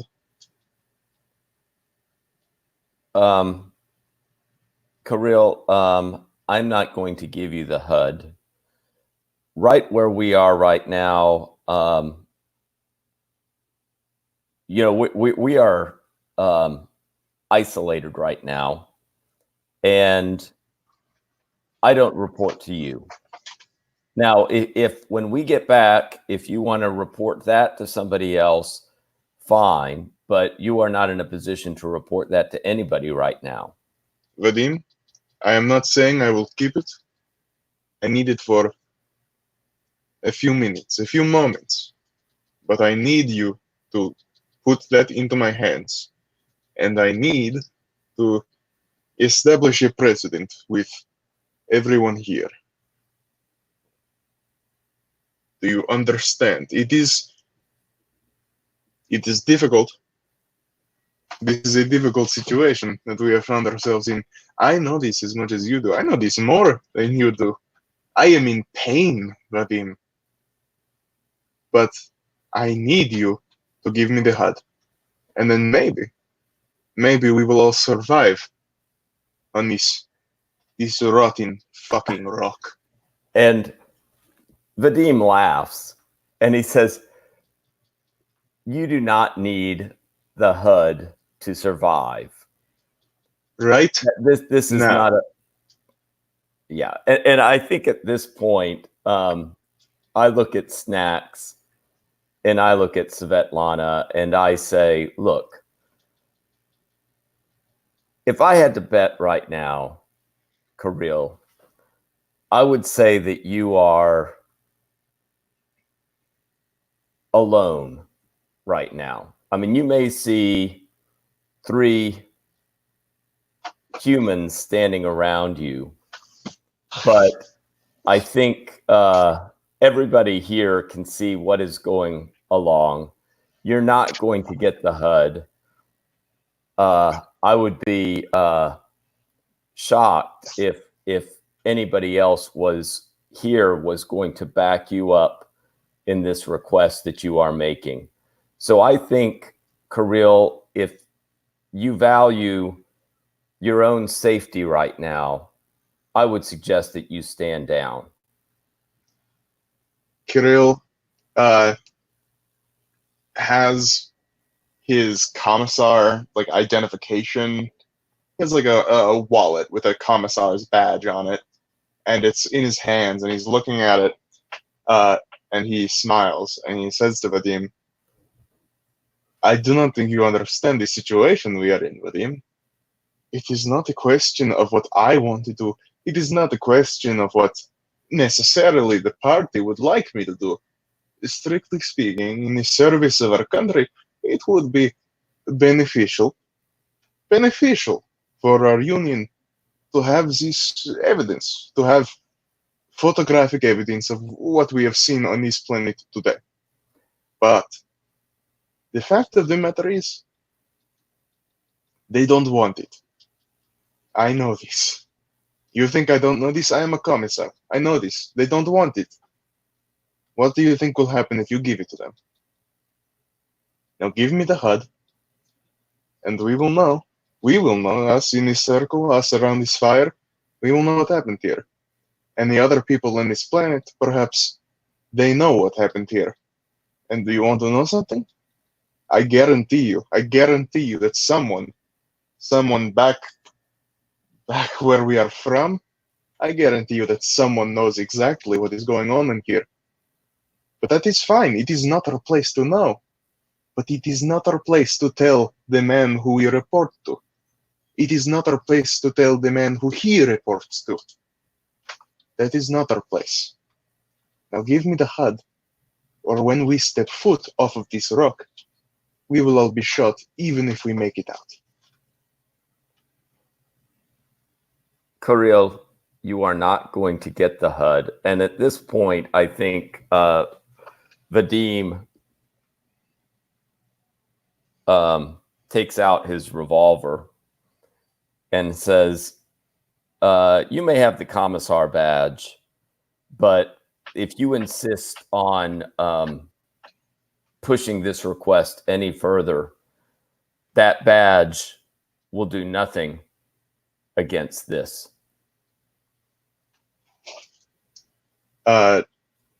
Kirill, lifts up his hand and he sort of rests his wrist gun against his head, I think. It's pointed at he's holding his wrist gun against his head, and he says, "That is an interesting threat, but I thought that you knew that I don't care if I live or die, because I will live in service to the party. I will die in service to the party, and the way that I serve the party is by deleting that footage and by keeping this information among the people who the party wants to know this information. For better or for worse, and to be totally honest, I believe it is for worse, we know this information. Well, Put it to a vote. It is the way. We are the Union of Progressive Peoples. We serve the people. There are 4 people on this planet. It is clear what you want. It is clear what I want. It is not clear what Anatol wants. It is not clear what Svetlana wants. Why don't we ask them? Speak. if you wanted to put it to a vote, I'm fine putting it to a vote. I think though, Kirill, that you have made very clear to everybody here that you are in service to somebody who whoever you serve may say that they are doing it for the people, but they clearly are not doing it for humanity. You are afraid of what you do not understand. It is noble, it is just, it is the way a human being is. I was afraid too when they first taught me, when I was being trained. I do not remember it well, but I remember that it was confusing.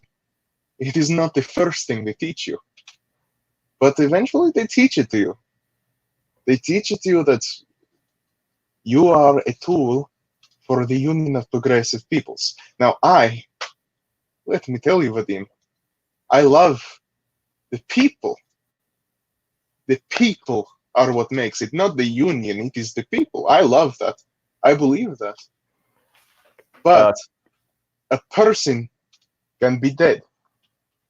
And these people, these 4 people, if you insist on doing what you are insisting on doing, these 2 people sitting next to you, they will be dead.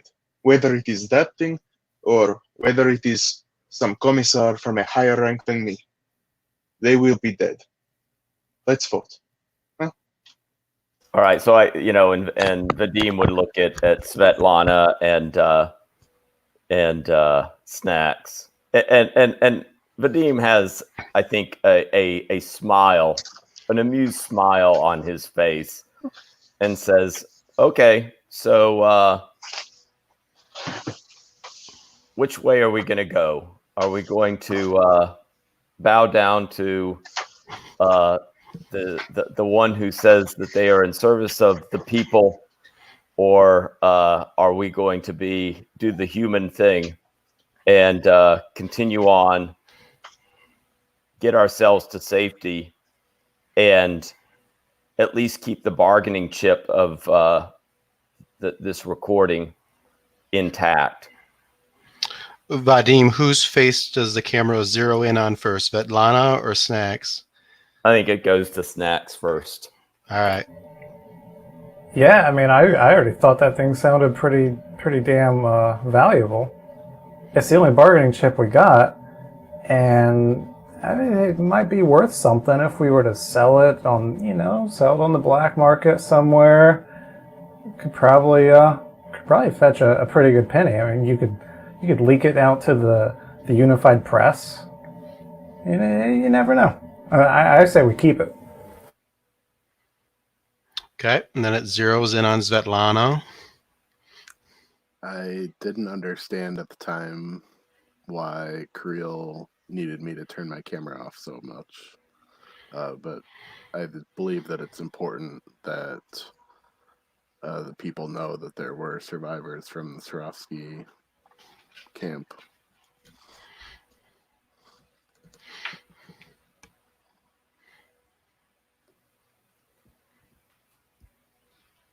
And Vadim would then look back at Kirill and say, well, I guess you have your answer. Very well. I will help you. I will help you get to Lysenko Station. I will help you get off-world. But know that if you face a firing squad for this, I told you it would happen. Well, This and Kirill, conversation- you may be smarter than me, but one thing you lack is a heart. Fuck you, racist. Let's scene there. That's real good. So this is clearly upsetting, probably to everyone. So everyone gain a point of stress, and everybody make a fear save. This is emotional turmoil.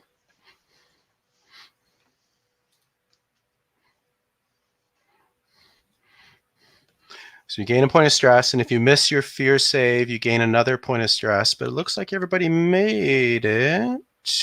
Yep. So for one reason or another, you all keep it together. You go to sleep.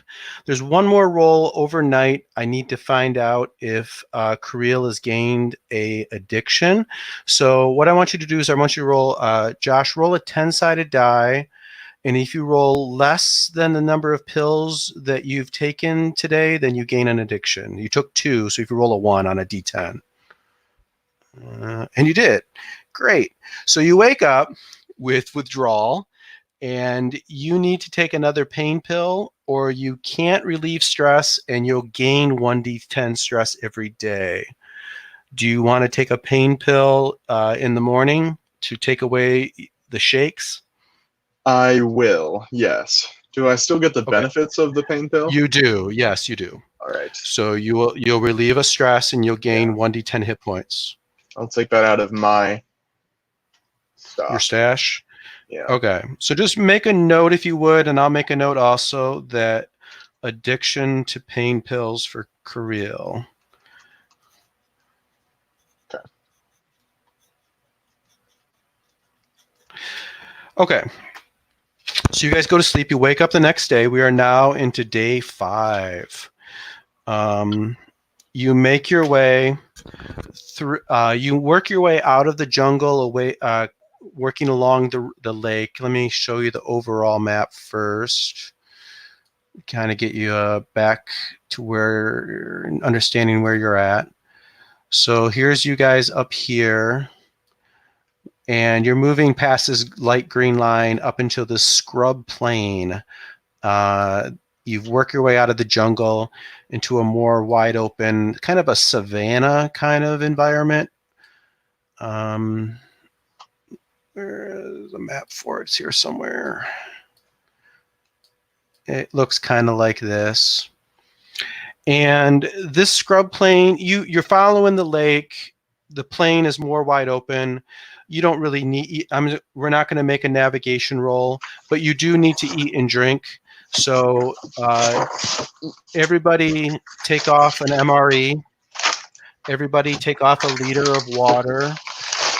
I think, Brad, you're the only one with a hazard suit, or is that what they call those? That takes a 0.25 liter.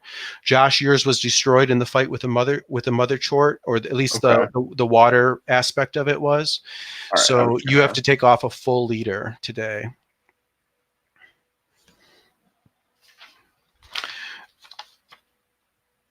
You guys march along without incident throughout the day. It starts to be evening, and you have a choice to make. You see on the kind of within, you estimate, you can kind of see in the distance along the lake, you can see Lysenko Station. You can see there's some sort of tall tower.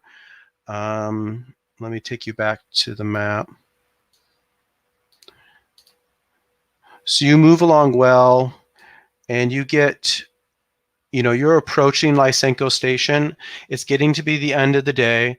You can see kind of in the distance a tower structure, and you can also see there's smoke rising from where the station is, black smoke. spiraling up into the sky. You feel that if you were to push on, you probably could get there in the early evening, or you could go ahead and stop here and camp for the night. One other thing to remember, though, you're at that point where your immune systems might start to be suffering if come morning. I mean, does the smoke, does it seem like it's like from... It doesn't seem to be like a smokestack. Right.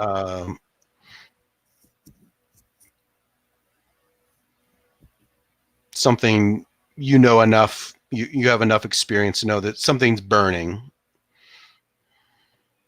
or has burned. Whatever has happened will have happened in the morning. I say we keep going. Svetlana agrees and wants to push for the base tonight. Yeah, I kind of want to get there before we get sick. Yeah, I agree. I'm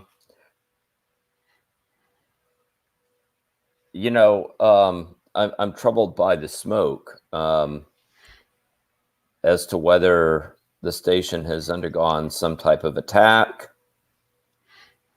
or I can't tell from the smoke like what would have caused it. Does it seem? I can't see from here if it's like the station is on fire or no. It's still probably our best chance of getting in. Yeah. Well, what I'm debating is whether we want to use one or two of our flares. But the problem is that if that base is under attack and is under control of something else, we may not want them to know of our approach.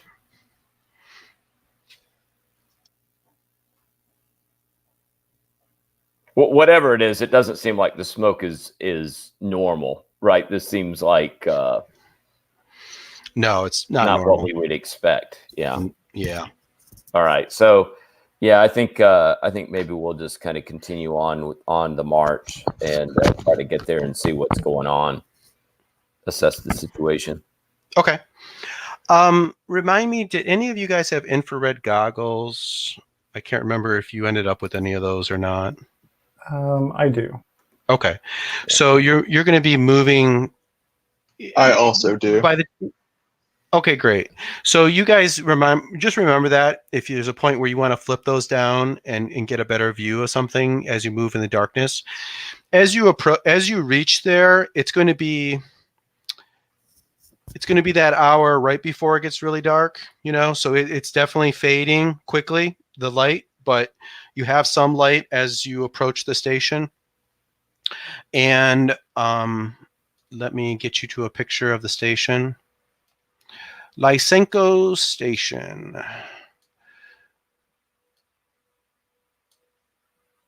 Here we go. Lysenko Station. This is, let me find text here.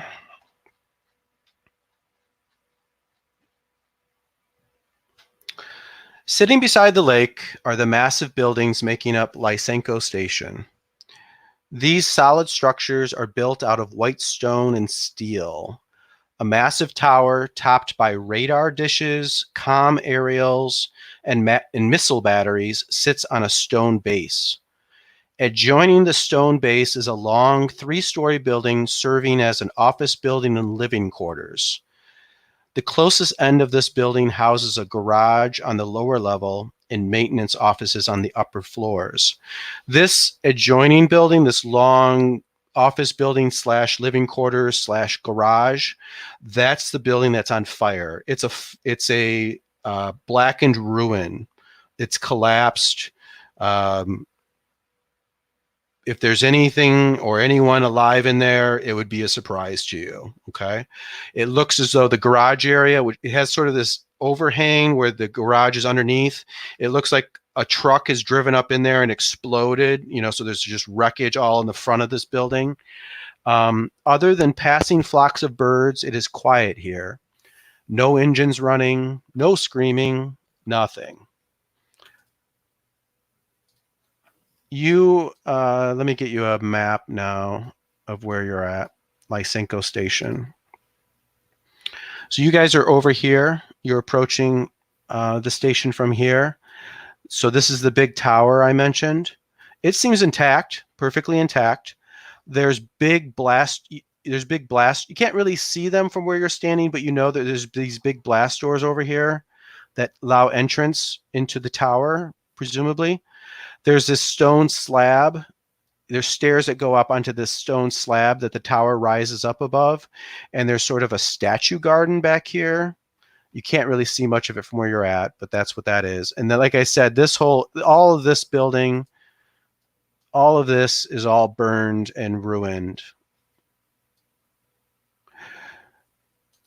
When you approach the building, the smoke, of course, is coming from that adjoining building. You all start to feel really profoundly sad and miserable, just a miserable sadness. Your dog just died, your child, disappeared, just horrible, horrible, miserable sadness. I'd like you each to make a sanity check for me.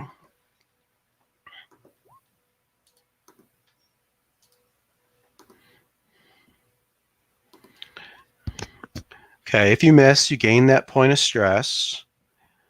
And it looks like Svetlana missed it, and Vadim missed it. And that's, Vadim, I remember you saying that if, was it Lata? If Lata were to die or, be killed, that would be horrible to you. So this sadness just links to that part of your psyche, that sensitivity you have to that kind of loss, or that potential loss. And she's not dead, but you can't quite, the feeling is so powerful that it's hard for you to shake that off, to rationalize that the emotion doesn't match the reality of what you fear. And similarly for Svetlana, the sense of losing your sister. Let me just scribble that down.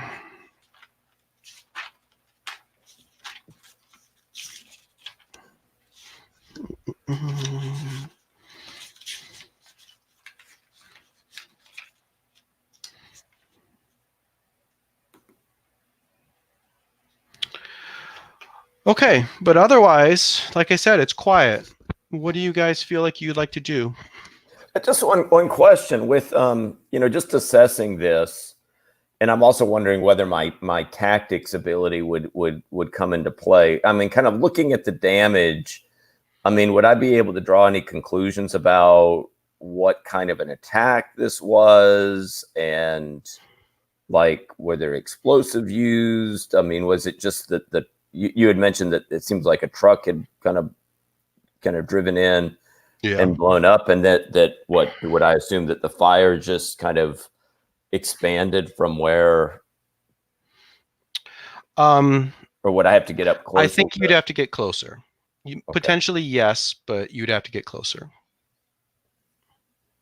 But the tower is still intact. That long building is more or less destroyed, but everything else is intact. Well, I mean, there really is only one other structure, the tower. Right. But the stone slab that the tower is on, it looks, normal.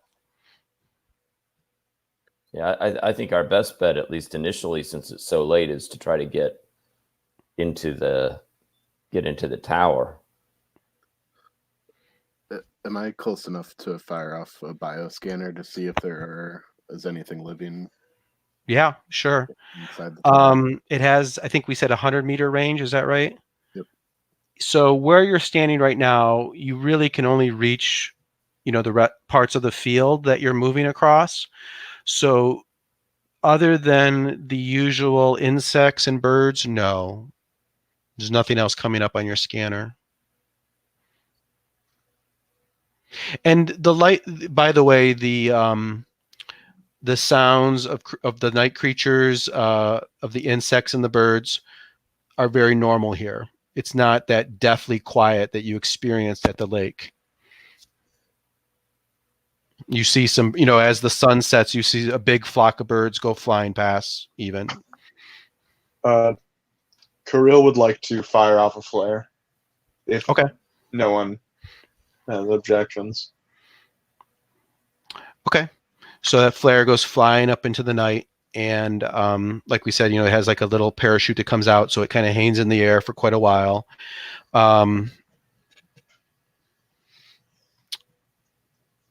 It probably provides a little bit of a kind of a red illumination even on the ground, around you. Not that it shows you anything else, but just to add to the picture. But otherwise, nothing happens. There's no reaction to the flare. Yeah, I'm thinking that what we might want to do is, from where we are, we could make our way past. You said those are like blast doors. Yeah, down here. Yeah. Yep. And what would they be going into? Like, I mean, they're kind of leading into a complex underneath the tower. Is that? Yep. So you can kind of see them on this picture. You see them down here. Mm-hmm. So that's kind of how that works. And then back here is kind of that flat area I was talking about on the top. That's sort of like a statue garden kind of deal. Yeah. And you can't really see it here, but there's stairs that kind of lead up to the slab if you wanted to do that.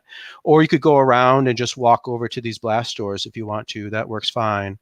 And there's other buildings kind of in the background, but those aren't actually here. Okay, just ignore that.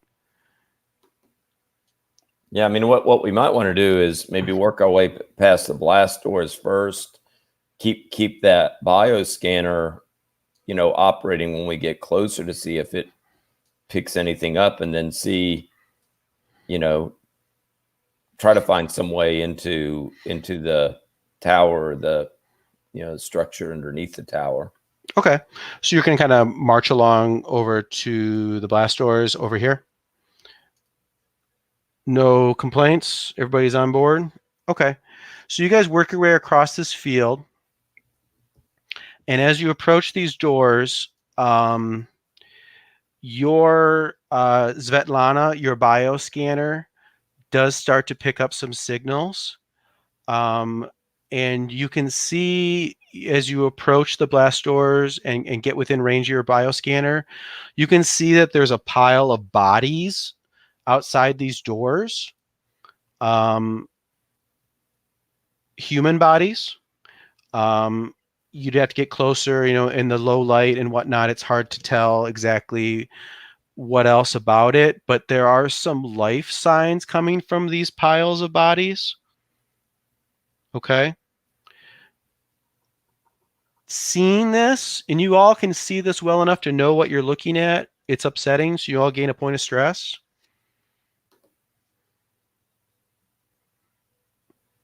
But you're still, probably about 40, 50 meters away from the doors. Do you want to continue to approach, or what do you want to do?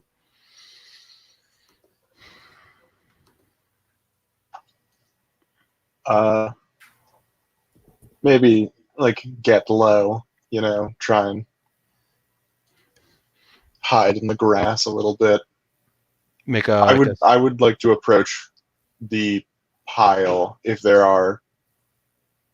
it seems like there are still living people in it. Sure. So you're going to kind of make like a stealthy approach. Everybody else the same, or anybody else want to do something otherwise?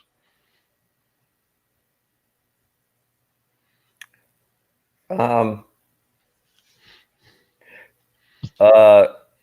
might suggest that Svetlana keep the bioscanner and make some approach as well. You're probably the best one to assess, what's going on with the bodies. It seems like my assessment right now is it seems like there's obviously been an attack here, and these may be kind of survivors well, some maybe not survivors, maybe both, fatalities and casualties of some type of attack. Okay. Yep, so Svetlana will crouch down, but approach the pile of bodies to see if they're... So Kirill and Svetlana are going to approach. The other two are going to stand off.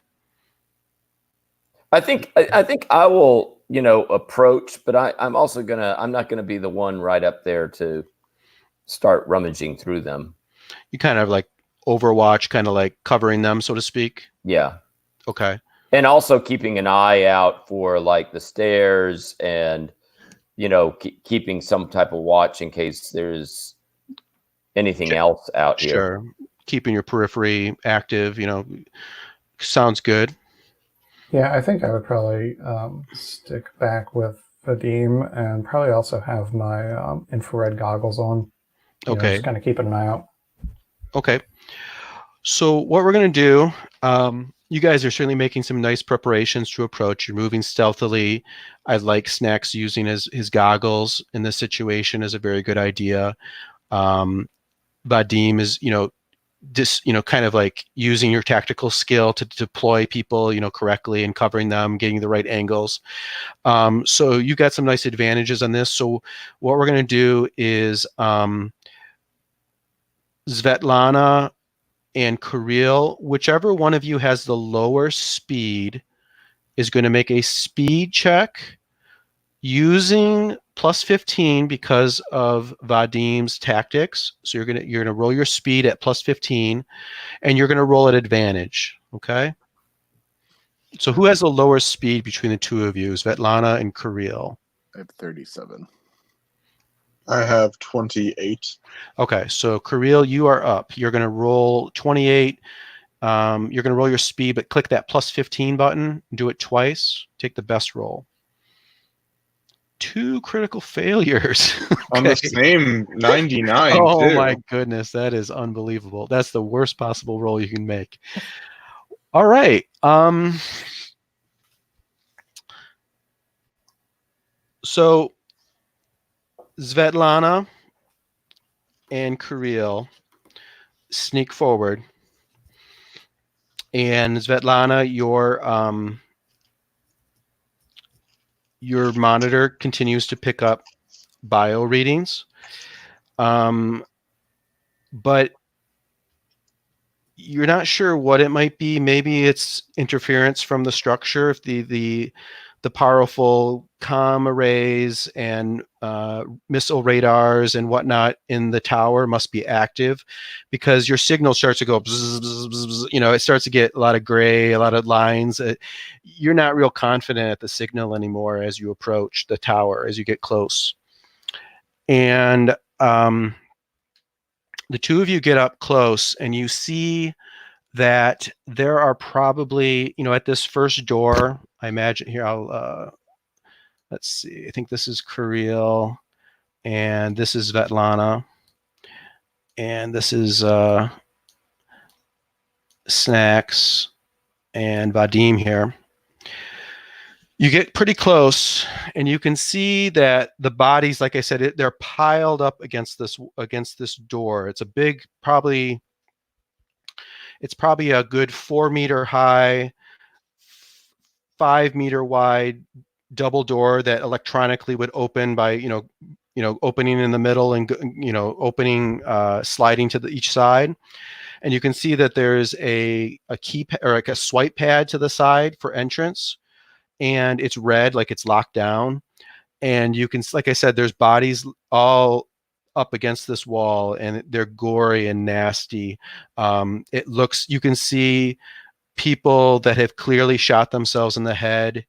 You can see people that have clearly killed each other. Like you can see that there's a guy that has his arms around the neck of one guy, and the guy that's being choked has like a knife gutting the guy that's choking him. You can see that there's other bodies that look like they've been ripped apart by some sort of wild animal. And Snacks, Oh, let me ask one other thing. Kirill, did you turn on your camera now in your head, your microphone, or have you continued to keep those off? I think at this point, Kirill is keeping those on because the cat's already out of the bag, I guess. Right. Okay, so looking through, you can see a lot of this too, Vadim, because you're seeing it through your HUD. And Snacks, your infrared is picking up some heat in that pile. But these two guys, these people are clearly dead. They've been dead a while. The rot has started to set in. It stinks horribly. Svetlana, you probably can't really smell it because you have that hazard suit. But Kirill, yours has been compromised. So that smell is, you want to retch.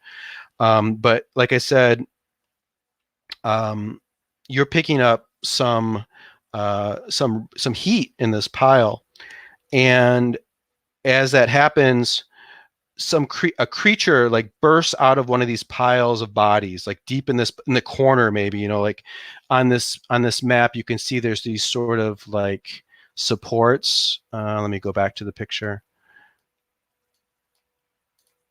Where these blast doors are, these sort of supports, these big thick walls that kind of jut out. So the bodies have kind of like jammed into this little cul-de-sac, I guess.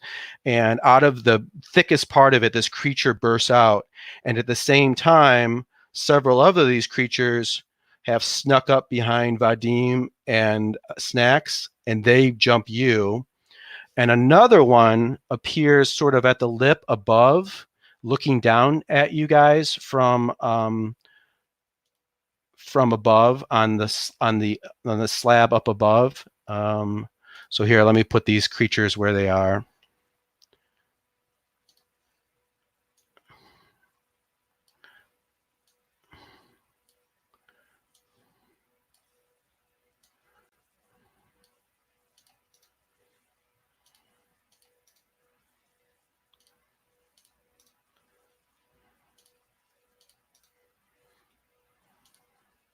Oops.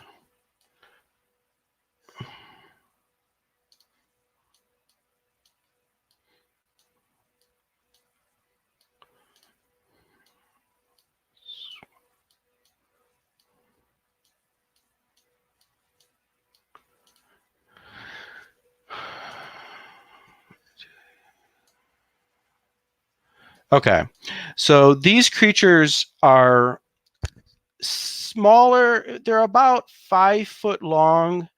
They alternately move on 4 legs or 2. They're kind of humanoidish, certainly more humanoidish than the mother chort was, but they definitely have a lot. Clearly from the picture, you can see they have a lot of the same kind of features as the mother chort. Luckily, you don't feel any of that sort of emanation, psionic, psychic, mystical, whatever it is that it was doing to you. You don't feel any of that coming off of them, but they clearly mean to hurt you badly. So we are going to go to initiative. There's a potential you guys are going to be surprised here. So you each need to make a fear save. This is a special fear save surprise. You're usually, when you make a fear save in the presence of an android, you roll at disadvantage, but this one doesn't count for that. So you're just going to make a straight up fear save. All right. So if you miss, you gain a point of stress, and you're not going to be able to act in the first round. So that would be Snacks and Svetlana. Okay. So let me make a note of that because I'm sure I'll forget. So Snacks and Svetlana can't act, or they're stunned more or less. And Snacks, you got that critical failure. So what I'm going to say for you is that you were so intent and observing, trying to figure out what this heat was in front of you, that you've just froze. You're in a completely horrible defensive position. So if something attacks you this round, it's going to attack at advantage. Okay. Yeah, I think that makes sense. Especially, this is my first time seeing anything like this. Yeah. Everybody else saw the one earlier, so this is all new to me. In addition, these things are pretty horrible, so everybody's going to gain 1d5 stress. They're not as bad as the Big Mama, but they're still pretty nasty. So roll 1d5, add that to your stress. Then everybody's going to make a speed check to see where they are in the initiative. Once again, Vadim, you have tactics. So you get to add your tactics, your plus 15 to your speed check, and you can give that to one of your other teammates. Who do you want to give it to?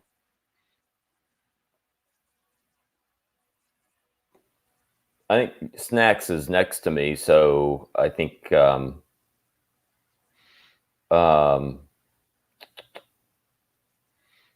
I think I'd give it to Snacks. All right. So everybody make a speed check. Vadim and Snacks, you're going to push that plus 15 button on this. Okay. So for our initiative, Vadim is going to go first, then the bad guys, then the other three. Okay. So with the exception that Snacks and Svetlana are stunned in the first round. So that leaves us with Vadim.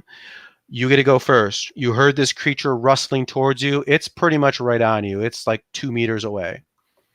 There's one right behind you. There's one moving up on Snacks. One bursts out of the carnage, up in front of those guys, and one is sort of on the lip above them, 4 or 5 meters up up above them. What do you want to do? You get 2 actions. I'd imagine that. I mean, I was trying to cover them with my pulse rifle. Can I get my pulse rifle around to take a shot? Yeah, I like that. So you can go ahead and we'll say that since you were already in a covering position, we will let you shoot with aim. So you can shoot at advantage. You're shooting at. Do you want to shoot at the one that's above them or the one that's kind of coming out of them out of the guts? Or do you want to forget your aim and spin around and shoot the one coming at you?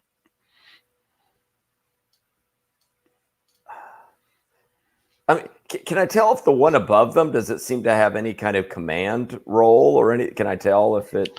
No, they all seem more or less the same as far as you know. They're all kind of coming in at you at the same time. They do seem kind of like, I guess you would know enough about tactics to say they do seem to be working together, kind of almost like a wolf pack. You know what I mean?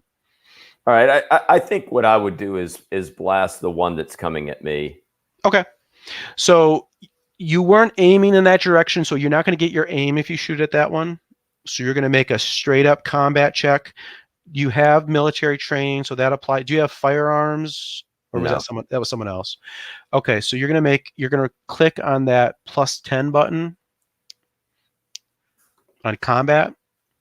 It's a failure. So you spin around and your shots go wide, remove an ammo, and that's your first action. You do get another action.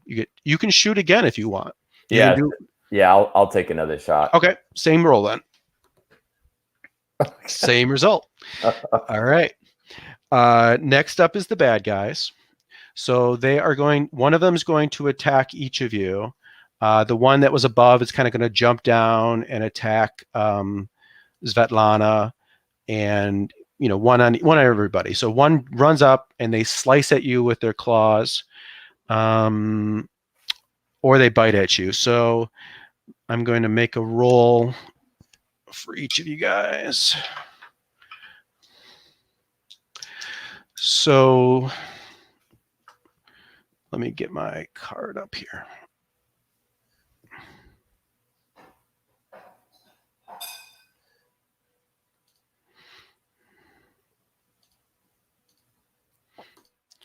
I've added to the journal the picture of this thing. If you want to call it up at any point, it's under.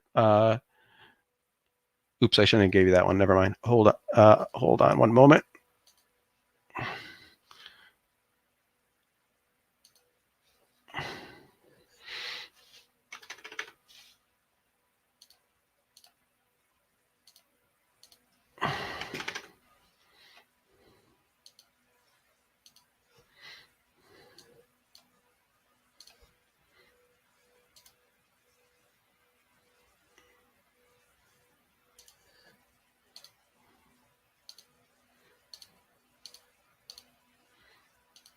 Okay, so under people and things, you can call up the picture of these things at any point if you want to look at them.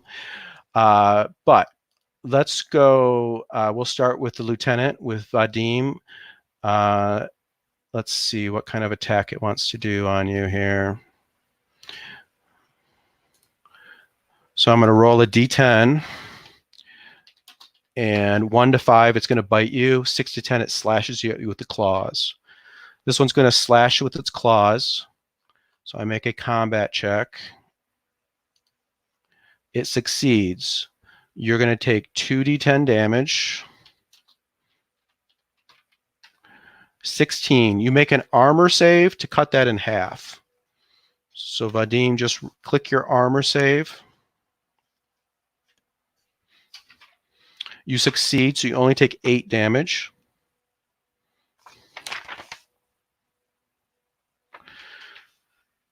All right, next up is Snacks. Like I said, it gets advantage against Snack. Let's see what kind of attack it tries to do.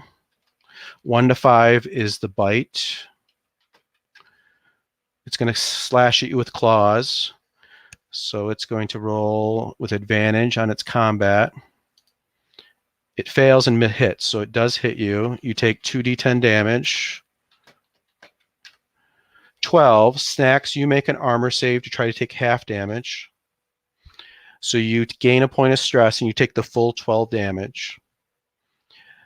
Let's go to Svetlana. Same deal, 1 to 5, it'll bite you. It slashes at you with the claws. It critically fails you. So Svetlana, this is the one that was jumping down at you. So I'm going to say in its excitement, it jumps at you and gets tangled up with the other one. So I will give you guys a choice. Do you want it to take away the attack of the other one that would have attacked Kirill, or should they both take some damage? I'll leave it up to you, Svetlana. It'd probably be like 2d10 damage it'll take. I think they should both take damage. Okay. So they both take 3 damage. Let's see, how many hit points does it have? Okay.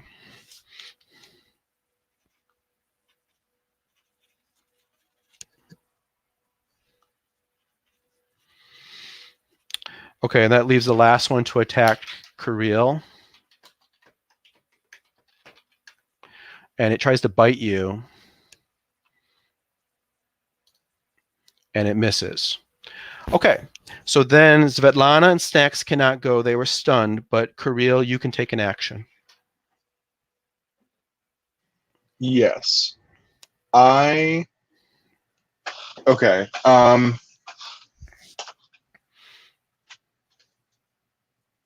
Is there like a terminal near the? So is there like a single person entrance to this structure anywhere that I could see? I'll tell you what, if you want to use one of your actions to kind of quickly look around and assess this a little better, there might be something for you to learn. Do you want to use one of your actions to kind of look around? I will do that, yeah. Okay. So you see, like I said, there's a swipe pad, and there is one of the dead guys, and on the back of his like work jumper, it says like maintenance supervisor. And he has like a key card in his hand. Like when he was blasted in the back by a shotgun, he was obviously reaching to swipe this pad. So he's got this key card that you suspect probably would open the doors. But there is no single person entrance, no. And then you have one other action. Okay. And he is at the keypad, right? Yeah, maybe a More. half a meter away. Okay, more or less. Yeah, so I would like to, in that case, I would like to move to the keypad, keeping in mind what Svetlana shared with us. I'm going to do it as quietly as I think I can muster in this incredibly tense and active situation. Sure. and I'm going to move there, and if I can, pick up the card out of the guy's hand. Okay. That way I can swipe it. I probably So, can't do that, you know, but while trying to like keep yourself from being, you know, eviscerated by this creature, you move, you pick up the pad, and you kind of back your way to the door that will kind of cover your action. How's that sound? yeah. And this thing is still, you know, it follows you. It's still trying to get at you. These creatures are pretty quiet themselves. They make like a weird chittering sound and a clicking sound with their claws, and they're kiting and stuff, but otherwise they're pretty quiet. All right, that takes us to the top of the round. So nobody's stunned anymore. And Vadim, you get to go first. I think Vadim is just going to keep on trying to blast the one that's closest to him. Okay. So what I'll say is, it's right up on you in melee range. Mhm. If you want to spend one of your actions to kind of back off a little bit and then shoot it, you can. If you want to shoot it just without backing off, you're going to roll at disadvantage on your combat check. You follow? Yeah. Yeah, I think I'll try the backing up and shooting. Okay. Which way do you want to back? You want to move to the, you know, to the door, or out into the field? Kind of move yourself a few meters in the way you want to go. Let me see. You're this guy right here. I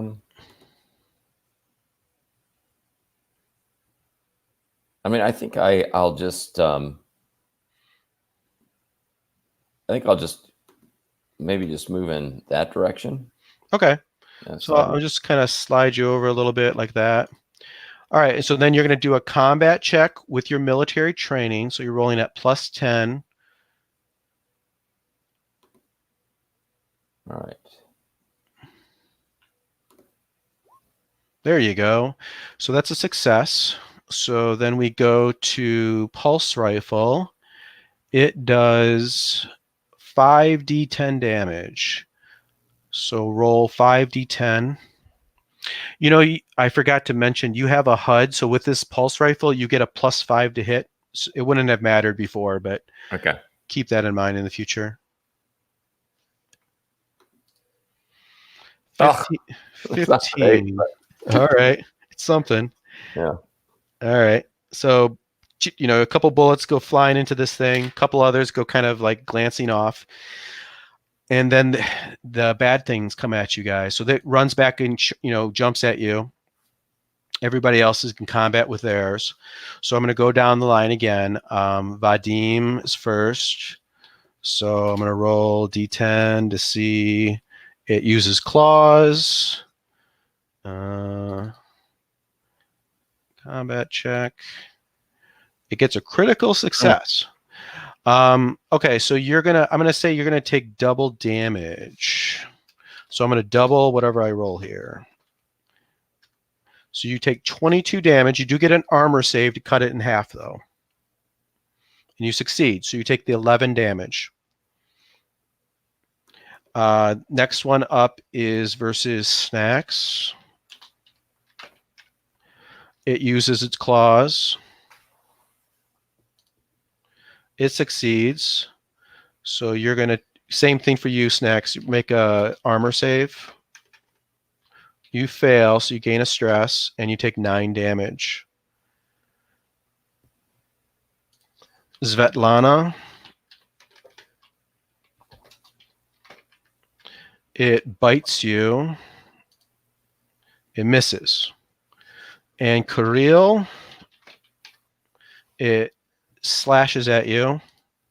It succeeds. Make an armor save. You're going to take 18 damage unless you save, which you don't. So you take 18 damage and you gain a stress from missing your armor save. Now you other 3 guys can go any order.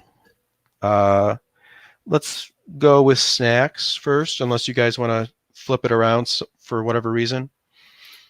I'll go ahead and just shoot at the one that's kind of engaged with me with my combat shotgun. Okay. So, yeah, the shotgun is a nice short-range weapon. It's kind of designed for this up in their face. So you don't need to back off even. You can just let loose. So you're going to make a combat check. You got military. Do you have firearms or anything better than military training? Nope, just military training. Okay, so just click that +10 button on your that's a success. And a shotgun does a ton of damage, I know. So you're going to roll 2d10 and it's times 10. So you do 140 damage. Snacks. So you blast this thing. It's just about dead. It's probably worth mentioning now. The way that monsters work in this game is they have like, how do you describe it?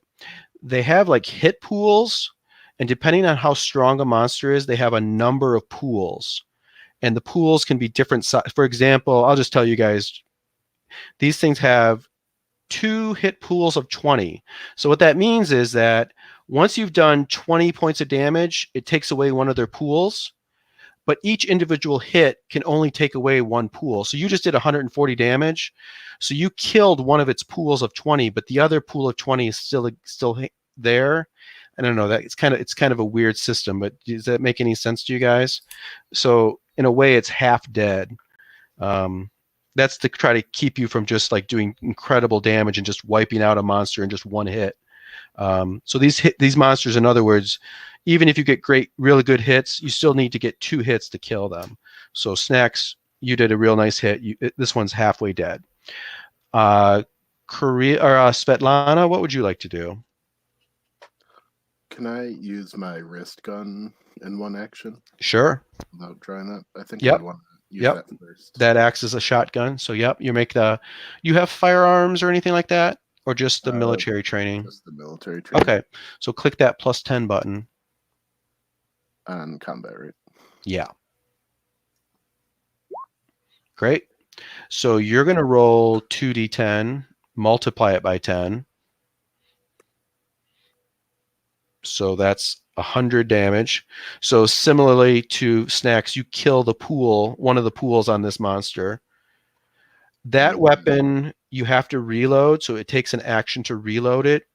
Do you want to reload it, or do you get a second action? Actually, Snacks, you only did 1 action. You could take another shot or something if you wanted, going back. Okay. Because you got 2 actions. So we're getting out of order, but let's go back and do Snacks attack first. Yes, I'll just roll for my other. Yep. I'll just fire at the same one. Yeah. Yep. Okay. And roll 2d10. So boom, boom, you kill the one in front of you, Snacks. And then Svetlana, let's go back to you. So you shot your wrist gun. You can take an action to reload it, or you can do something else. For my second action, I want to unholster my SMG. Okay. Get that ready. And that takes us to Kirill. So I'm at the terminal. Terminal, would that be an appropriate term? Sure. Swipe pad. So Kirill has computers, and Kirill also has a lockpick set, which is defined as a advanced set of tools meant for hacking basic airlock and electronic door systems. Would I be able to... 2 questions, I guess. Would these creatures have the same problem getting through tight spaces as the Mothership did, or is that just because the Mothership was large?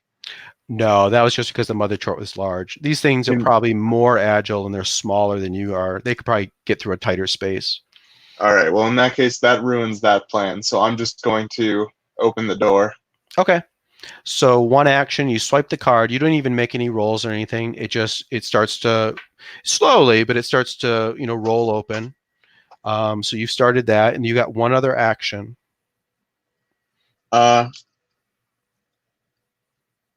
So my other action, I am going to take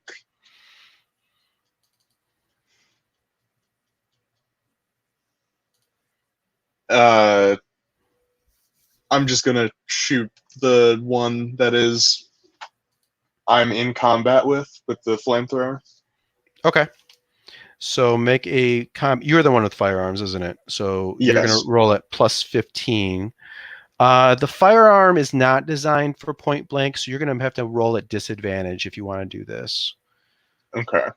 So make 2 rolls at take the worst one, but clicking the plus 15. Success and success. Great. So you're going to do your damage, which I think was 2d10 times 10. Yeah. So that is 90. Okay. So like I was saying, that's going to kill one of the pools on the one on you. And now it does have to make a body save. Yep. And it fails it. So it's on fire. So it's going to take 1d10 underlined on its turn. Is that what that is? It's 1d10 per round. Yep. This round actually just ended, so I don't know if that is another 1d10 or... I think it's going to be, I'll do it when it's its turn. At the beginning of its turn. Yeah, it's so going to that take will be that another damage. d10 underlined. Yep. So that's probably going to take it out, but we'll see. Okay, everybody mark off ammo as you're firing. And that takes us to the top of the round, Vadim. So one has just got blasted away by Snacks. One is on fire. You know, Kirill is, you hear the door start to slide open. And Svetlana is blasted one with her wrist gun. It's still coming at her, though. What do you want to do, Vadim? And I've got the one that's still coming at me, right? Yeah, I took away the wrong one. There we go. So I think I'm just going to still try to go after that one. And did you want to do the thing where you back off and then fire, or do you want to just shoot it point blank? Yeah, I think I'll just back up and fire. And maybe like when backing up, I'll start hearing that door opening up. I think that's kind of where I'm backing up to. Okay. That makes sense. So we'll put you back in the pile here. Go ahead and take a combat. Make your combat roll at plus 10, shooting your pulse rifle. And did you say it was another +5 as well because of the... That's right, because of the HUD. Okay. So we actually rolled at plus 15. Yep. Great. So what your damage, 5d10 was it? Right. These things actually have armor too, so I'll make an armor save for it. That's a little better. 19. Okay. That's actually going to knock out one of its pools, so it's half dead, no matter what I roll on my armor. So then the bad guys are going to go. So the one against Kirill, roll a 1d10 and multiply by 10. That's how much fire damage it's going to take. 60. Yeah, that's enough. Even if I make my armor save, that's going to kill it. So that one in front of you, like it comes at you, you know, with single-minded desire to kill you, but it just burns to death and collapses as it approaches you with your back against the wall there. The one against Vadim will attack you. It's going to, oops, D10. It's going to try to bite you, Vadim.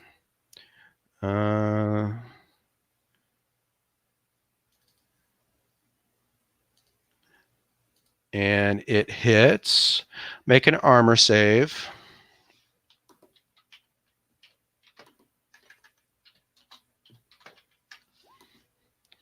You succeed, so you only take 4 damage. Now, this creature has something in its saliva that seems an anticoagulant that the wound continues to bleed. So until someone, you know, uses first aid or something to try to stop this bleeding, every hour you're gonna potentially take more damage from bleeding. So I'll just make a note. Vadim bleeding from monster bite. And the last one is attacking Svetlana.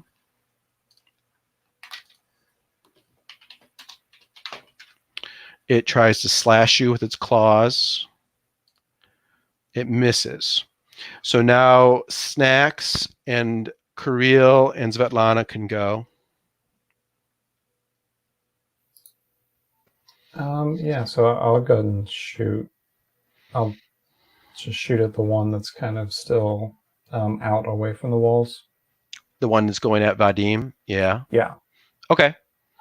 Yep. Let me check one thing. I know a shotgun has real short range to 10 meters. Yeah, it's probably within 10 meters. So we'll call it short range.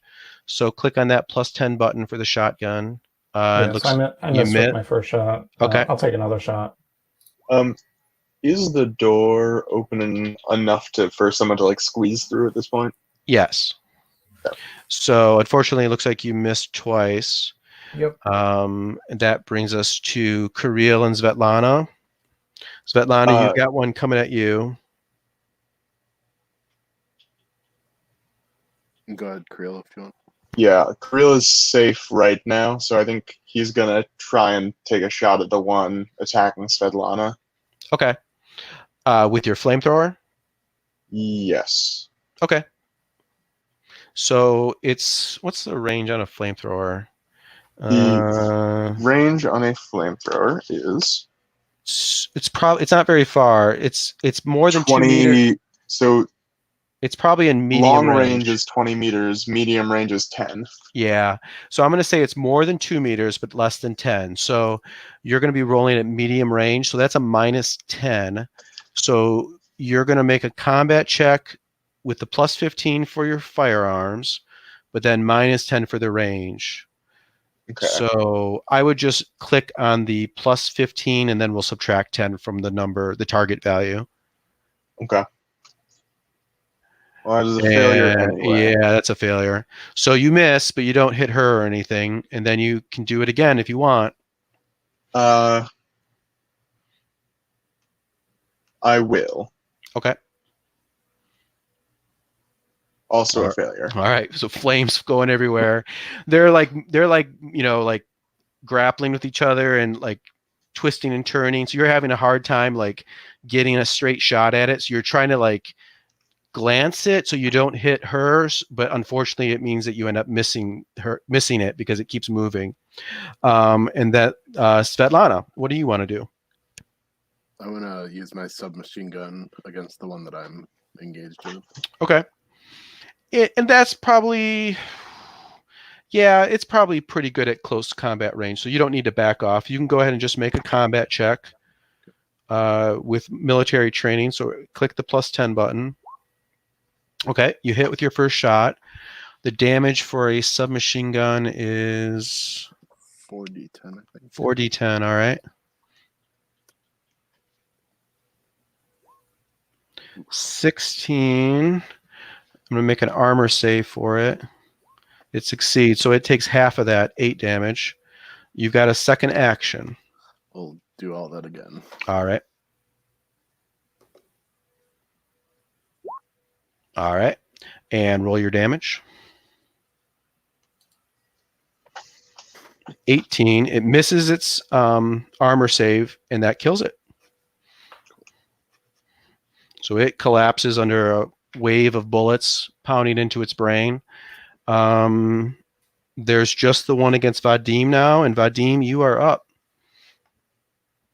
Okay, so I guess I'll do the same strategy, backing up and taking my shot. All right, so you're back pretty much in the scrum and against the wall. Kirill's kind of moved inside. Or actually, this is Kirill. There we go. All right, go ahead. Combat shot, +10 or +15, really. Right. Oh no.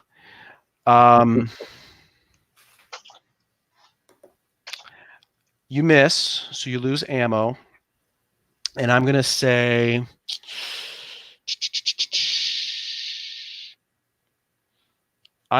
your gun jams very badly. It's gotten a lot moving through this jungle. You've gotten a ton of mud and muck into this thing, so it's so dirty that it jams up on the firing. You're going to have to really work at this to fix this weapon. So for now, your pulse rifle's broken. Okay. You have one other action though. I mean, I guess what I would try to do is, I mean, in terms of my other weapons, would the one closest to hand be the revolver? Yeah, you could probably pull out your revolver. It takes an action to pull it out, though. You wouldn't be able to shoot it this round. Right. I mean, I also have a wrist gun. I don't know where that would be. I mean, yeah, that's a shotgun. So, yeah, that's right there. So I don't think you have to necessarily pull it out. You pretty much just drop your pulse rifle and just shoot. You want to shoot that shotgun at it? Sure. So shotgun, it's probably, yeah, we'll say it's in short range. So you're going to roll at plus 15 on your combat. Okay. Or actually, no, plus 10 because you don't have the HUD for the shotgun. Right.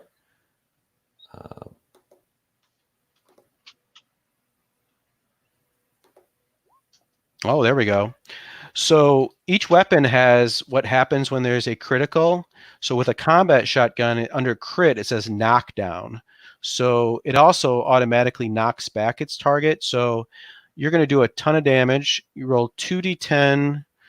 You almost automatically are going to kill this thing, but let's see what happens. It does succeed its armor save. So roll 2d10. Okay, that's 140 damage. Even cutting in half, that's plenty enough. So you get it comes leaping at you. You hit it in midair. It flies back 15 meters, blasted into pieces, and the combat is finished. The door is open. Kirill has moved in. The rest of you are more or less there. And I think that's a good time to call it a night. Okay. Is everybody okay with putting it up on YouTube? Yeah. Great. We'll do stars and wishes at the end of the next session, but I just wanted to give an extra nice star for Kirill and Vadim's, confrontation around the fire. That was like perfect. That when I was imagining in my head, like, let's have these fireside chats, that was like exactly what I was hoping to see at some point. So that was very well done. All right, I think that's it. Anybody have any questions, comments, confusions? Oh, you know what? We got like 2 minutes. Let's level up. You guys just finished a combat. You get a level up again. So same thing. Go to your character sheet, change your level to 3. This will be your last level up. Next week will be our big finale. And go to that handout and do those 3 steps. Raise a stat or saves, gain resolve or lose an addiction. Kirill, you could lose that addiction if you wanted to. Heal stress or heal stress. Gain a couple skill points, spend those. There's no reason to bank your skill points at this point. You might as well go ahead and spend them. Maybe somewhere down the road, these characters will appear in another scenario, but I would say just go ahead and spend those points.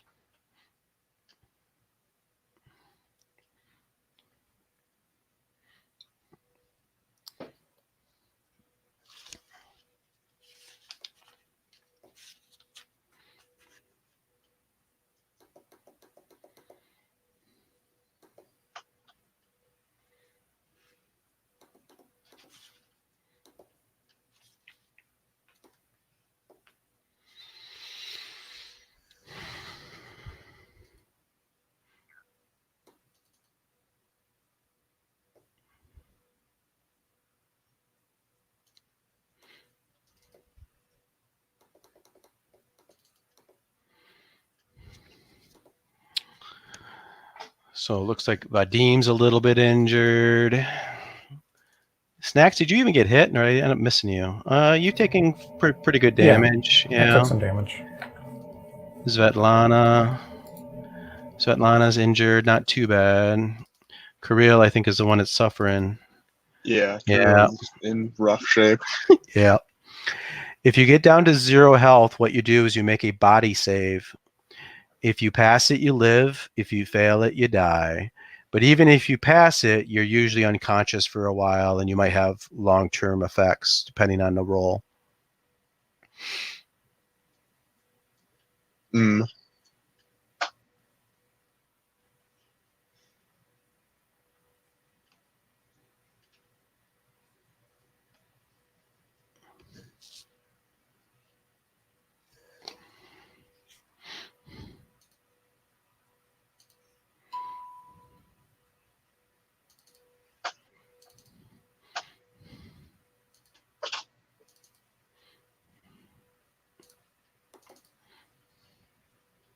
So in terms of healing damage, are we going to get a chance to do that now?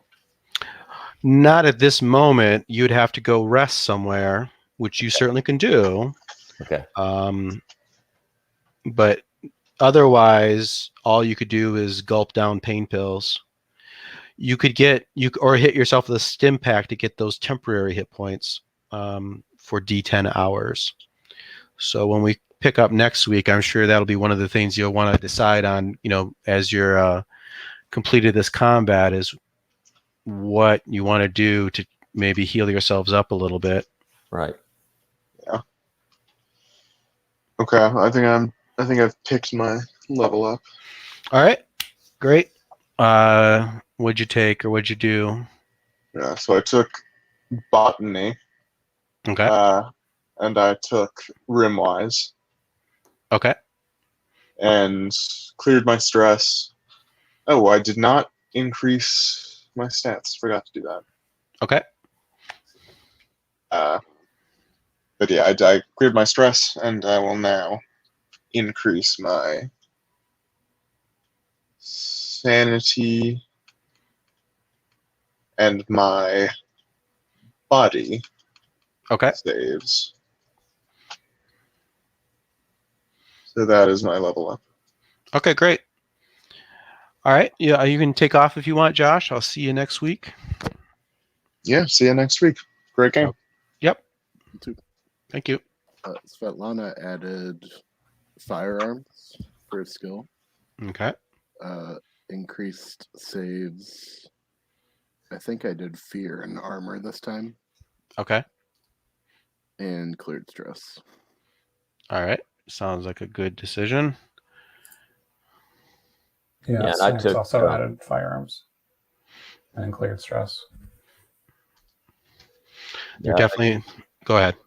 I cleared stress. I took explosives, and then I just added some added to my stats for combat and intellect. All right. Sounds like you guys are reading the tea leaves and seeing that there will be a lot of combat probably next week. So it's a good idea. All right, guys. A lot of fun. Likewise. See you next week. Okay. Take care. Bye-bye. Bye-bye. See ya.